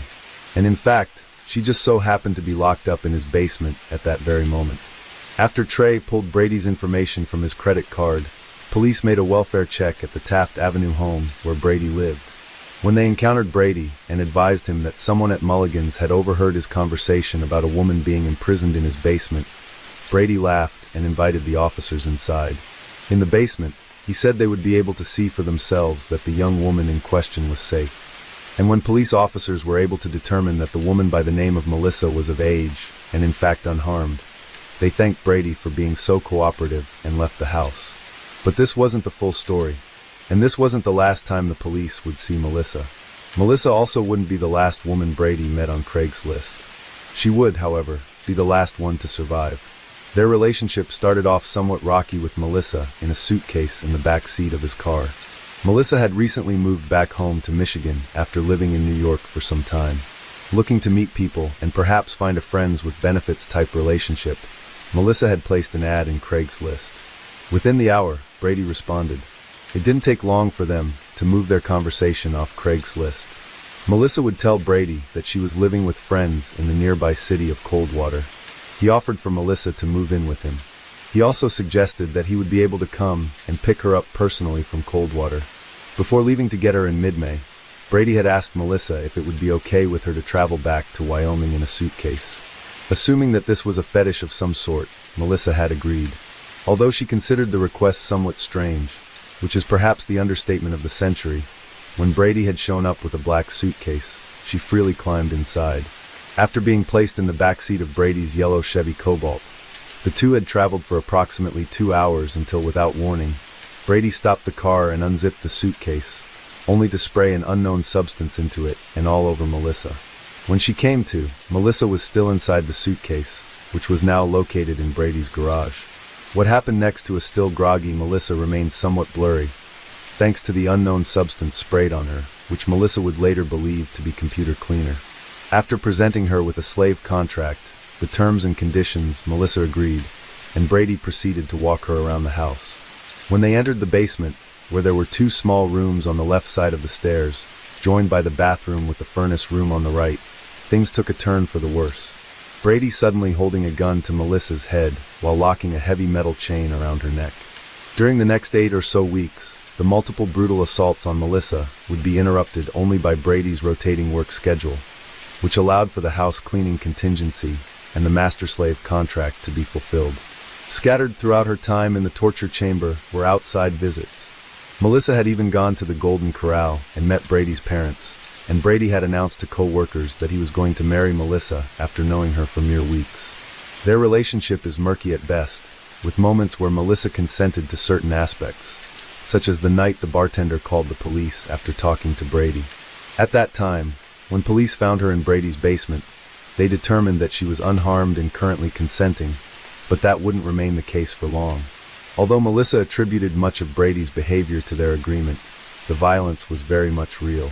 So too were the nights Melissa spent asleep in the dog cage, as was Brady's ultimate fantasy of using the taser on her. Although she never watched any of the footage, Melissa also believed the cameras to be constantly recording. In the early afternoon of June 19, 2014, however, reality would come knocking at Brady's Taft Avenue residence. He wouldn't be home to hear it, as Melissa had waited for him to leave for work before she called the ambulance. She would be taken to the Metro Hospital ER, and it was there that the Wyoming police officer would discuss with her what had transpired with Brady. According to Melissa, on the morning before she called for an ambulance, Brady had discovered that she'd been in contact with her ex-boyfriend. Upon this discovery, Brady had twisted her nose and punched her in the face, splitting her lip. When the officer asked if such an incident had ever happened before, Melissa shared that the assault wasn't Brady's first. Several days earlier, Brady had read her text messages and come across one that mentioned leaving him. Brady's immediate threat to Melissa after a brutal beating was that he would chain her up in the basement. For days after she broke free from the basement for a safe house, Brady reported Melissa to the police for allegedly stealing his property while he was at work. Like Tina and according to Brady, Melissa had robbed him, and she also apparently left him while he was at work. Melissa, on the other hand, reported the assault, but requested that no criminal charges were filed against Brady for reasons that aren't entirely clear. If that horrified you, Brady was really only getting started. On July 12th, less than a month after Melissa escaped, Brady once again turned to Craigslist, where he found the following posts. I need $50 by 3:30 p.m. today. I can pay you back later tonight, but I need gas and some mess quick. Everyone has bronchitis at my house, and I don't want to get sick. I'm 8 months pregnant, and my lungs are all squished as is. If you could help me out, me and my daughter will greatly appreciate it. Well, we're looking for donations if possible. Kinda in a tight spot, and we have a baby on the way. As far as the fund goes, there won't be any male-on-male action or redacted on me, unless it's my boyfriend. Condoms are necessary, and I'm 18, he's 25. I recently dyed my hair, so it's not black or brown anymore. Brady responded, and an exchange began.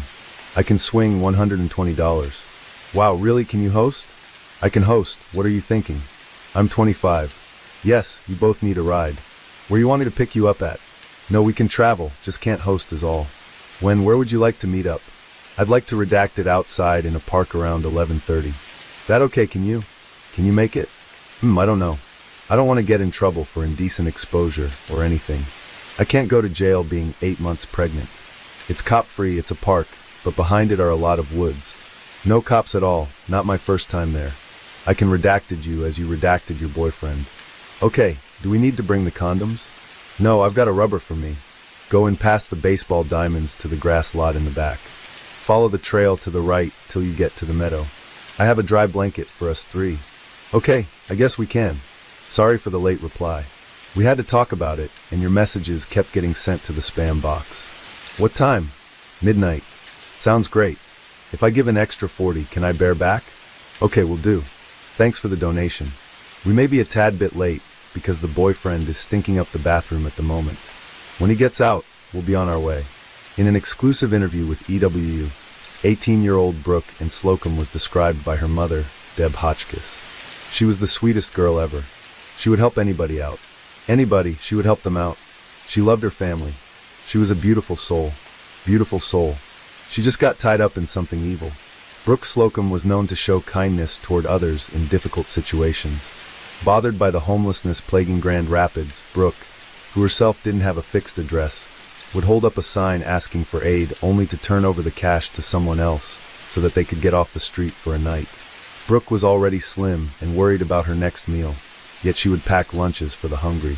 A natural nurturer, Brooke wanted nothing more than to find love and make a family of her own. She was 8 months pregnant in July of 2014, carrying a very wanted little girl who she planned to name Audie. It is, however, difficult to determine whether Brooke believed that what she was experiencing with her boyfriend, Charles Charlie Opiner, was, in fact, love. From the outside, it certainly doesn't appear to have been the case. Deb recalls meeting Charlie and her feelings about the relationship between him and her daughter. The first time I met him, I was very uneasy, didn't have very good feelings. A lot of times I would call her, she wouldn't call me back. He was controlling of her, and he always had to be with her when she came to visit me. So at that point, I knew it was not a healthy relationship. 25-year-old Charlie and 18-year-old Brooke's relationship was turbulent. While Charlie was the father of baby Audie, he already had 2 children and an on and off relationship with their mother, Rose. During the times when he wasn't living with Brooke, and even while Brooke was trying to win him back, Charlie had continued to be intimate with Rose. After a year and a half of Brooke being with Charlie, meaning they got together when Brooke was still a minor, Charlie discovered that Brooke was pregnant. She wanted Audie so bad, so bad. She needed her in her life. He'd reportedly told Rose that he planned to end the relationship with Brooke, but apparently feeling sorry for Brooke, Rose had allowed her and Charlie, whom she'd twice previously filed domestic violence charges against, to move into her house. A pregnant Brooke and Charlie were now living with Charlie's ex-partner and the mother of his 2 young children in her home. The sleeping arrangement? Brooke was on the couch, while Charlie slept in the bed with Rose. Eventually, though, Brooke would be kicked out, with Charlie following shortly thereafter. In July of 2014, Charlie's life was perhaps on the upswing. He was back working after being furloughed for a lengthy period, and by all accounts was doing well on the job.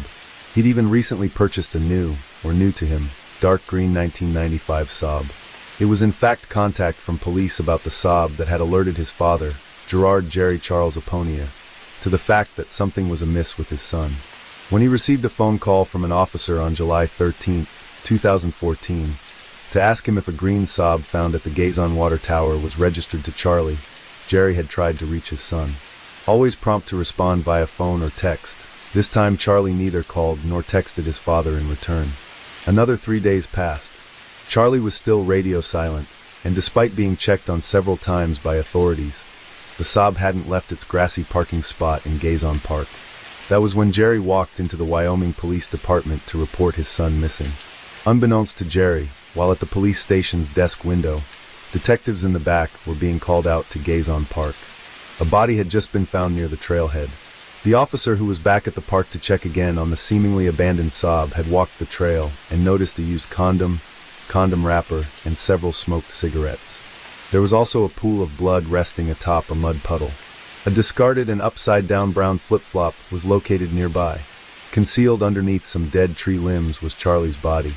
There was an unnatural appearance to the positioning of the sticks, rendered only more macabre for officers on the scene by the human arms sticking out, as if attempting to escape from the makeshift funeral pyre. Flies were collecting near the puddle. The faint odor of decay hung in the still, humid air. Yet Jerry wouldn't be told that his son had been located. Charlie's identity first needed to be confirmed, and this was going to be more difficult without a head, as Charlie had been decapitated and his head was missing. Also missing, 8 months pregnant Brooke. The cops came to my house and told me she was missing. Okay. It took them 3 days to contact me after Charles was murdered, but they came to my house and my other daughter was here, and she called me and she told me Brooke was missing. So I flew home from work and they told me where Charlie was at when he was murdered, and me and my husband and a few friends flew to Grand Rapids and started searching the woods. The police told me that there was no need for us to go there. They already combed the area, but as a mom, you got to double check and hopefully you could find something. But we did not end up finding her there. In the very early hours of July 13, 2014, hours after Radio Strike had made an arrangement to meet someone on Craigslist at midnight, an on-duty officer pulled into a mobile gas station. While there, he'd observed a white SUV driving past, but then noticed that the vehicle circled around and stopped across from him. When the occupants reached the officer, they informed him of a suspicious situation that had occurred at the park. While parked and sitting in the back seat, the teen's attention was drawn to a man in a white mask peering into the vehicle. They were so scared of this masked stranger, in fact, that the driver jumped into the front seat and sped away.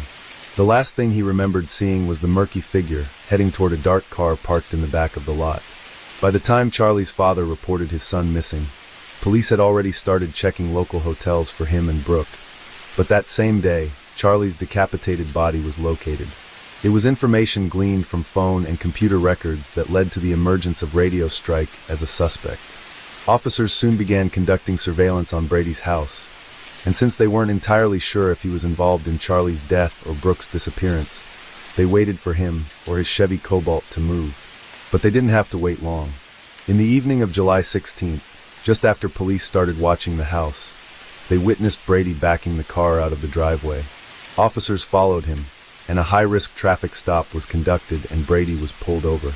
Though he initially responded to officers' verbal instructions, at one point, Brady started to reach over to the passenger seat. Despite being ordered to halt this movement, he slammed his door shut and barreled away. A brief chase ensued, but when Brady approached 131 to turn north, he appeared to lose control of his vehicle and crashed head-on into the guardrail. An even more brief standoff took place. Then a gunshot resounded. During the siege, several officers left the scene of the crash and proceeded to start what would become a multi-day search of Brady's home. The items located inside the house were not much different than those found in the badly damaged car, which was being combed through while Brady's body lay beside it, underneath a yellow covering, only his boots visible. Multiple tasers, knives, ammunition, plastic tarp, and a collapsible shovel were, perhaps unsurprisingly, found inside the Cobalt. Also located, which perhaps solved at least one mystery, was a white mask, the same one Brady wore when he first approached and frightened the teenagers, and then headed over to Charlie Aubonier's green Saab. When officers opened the trunk, right there on the moonlit road, they were greeted with the sight of a black suitcase. Inside that suitcase was the body of an unclothed Brooke, in the fetal position as if to protect her precious Audie. Though it was of course too late. Brooke's cause of death was ligature strangulation. A baby pink blanket was used to cover Brooke and her deceased daughter in the suitcase, but it was the footage found on the cameras located throughout Brady's basement that truly disturbed officers. Although the video recordings would answer the almost unspeakable question of just what had happened to Brooke during the intervening days from when Charlie's body was found to when hers was discovered in Brady's trunk, the answer would be more horrifying than anyone could have predicted. As a mother knows, Deb was aware that what would come out in a trial would only devastate her further. And as a grandmother-to-be who had a nursery prepared and waiting for the imminent arrival of baby Audie, that's saying a lot. 10.30:11. It was at nighttime that the cops came and told me that she had died. And I asked them if my granddaughter was alive, and they said no. Making abundant use of the torture setup he'd casually prepared, Brady assaulted and tortured Brooke multiple times over the 5 days he held her prisoner. He forced her to smoke marijuana and put a chain around her neck. Her arms were attached to the pulley system that Brady was seen installing in earlier footage. Despite there being no sound in the footage captured by Brady's own cameras, Brooke's expressions communicate her distress. The tears shed were silent yet resonant. Brady later strangled her to death. As Charlie's skull was found in March of 2019 on a remote farm about 30 minutes north of Gazon Park, confirming his cause of death to be from a gunshot to the head, there remained just one baffling element to the entire sickening affair. The search warrant on Brady's house was literally being executed as his body arrived at the morgue. Detectives found many, and we do mean many, items of evidence. Listed are handguns and rifles, knives and swords, a machete, throwing knives, one long-handled hatchet. There are whips and chains, ropes and handcuffs, a taser, metal collars and restraints, even a shock prod. Add to these the assorted adult toys and condoms and unmarked bottles of pills found scattered throughout the basement, a human molar, Velcro skull mask, black Hannibal mask, and a dirty baby doll with a fixed noose. Women's lingerie, clothing and jewelry. Also located was a map affixed to a basement wall. The U.S. map, if possible, dwarfed even the most obscure and bizarre items taken into evidence. On the map, all over it, in fact, were different colored pushpins clearly intended to denote something. With Brady no longer able to offer any insight as to the apparently single clean and organized item in the home, it would be Melissa, his survivor, who would provide detectives with the answer Brady had given her. The pins, according to Brady, represented locations where he'd stashed food and weapons in advance of the apocalypse. Why this kind of planning and kits were necessary is likely to never be known. When news broke about the true horror of what Brady did, his former Beyoncé Tina spoke publicly to say that she was shocked. The guy I know and the guy who did this are two different people. She claims she wants to remember Brady as the man she knew and not the monster he apparently became, saying, quote, "He was my teddy bear. He had mood swings, but who doesn't?" We wanted Deb, Brooke's mom, to have the last word on this tragic case. I was glad that he took himself out, because I don't know if I would have been able to sit in a courtroom. I'd seen enough pictures through the cops, through the information that they had, that it was just sickening. I got so much support from my community, from Saranac, from all over the state of Michigan, from all over the United States, and even across the world. I had people texting me, messaging me, sending me cards in the mail. It was just overwhelming, but a blessing at the same time. And every now and then somebody will send me a letter or a card in the mail, overwhelmed and blessed and grateful that they still think about Brooke and think about me, even though it was so very tragic ending. There are a lot of good people in this world, and there's a lot of bad people in this world. As a parting question for Deb, we asked her how she keeps Brooke and Audie's memory with her. They're in my house, they're in my heart. I talk about them a lot to my family and friends. I keep her still going in my life.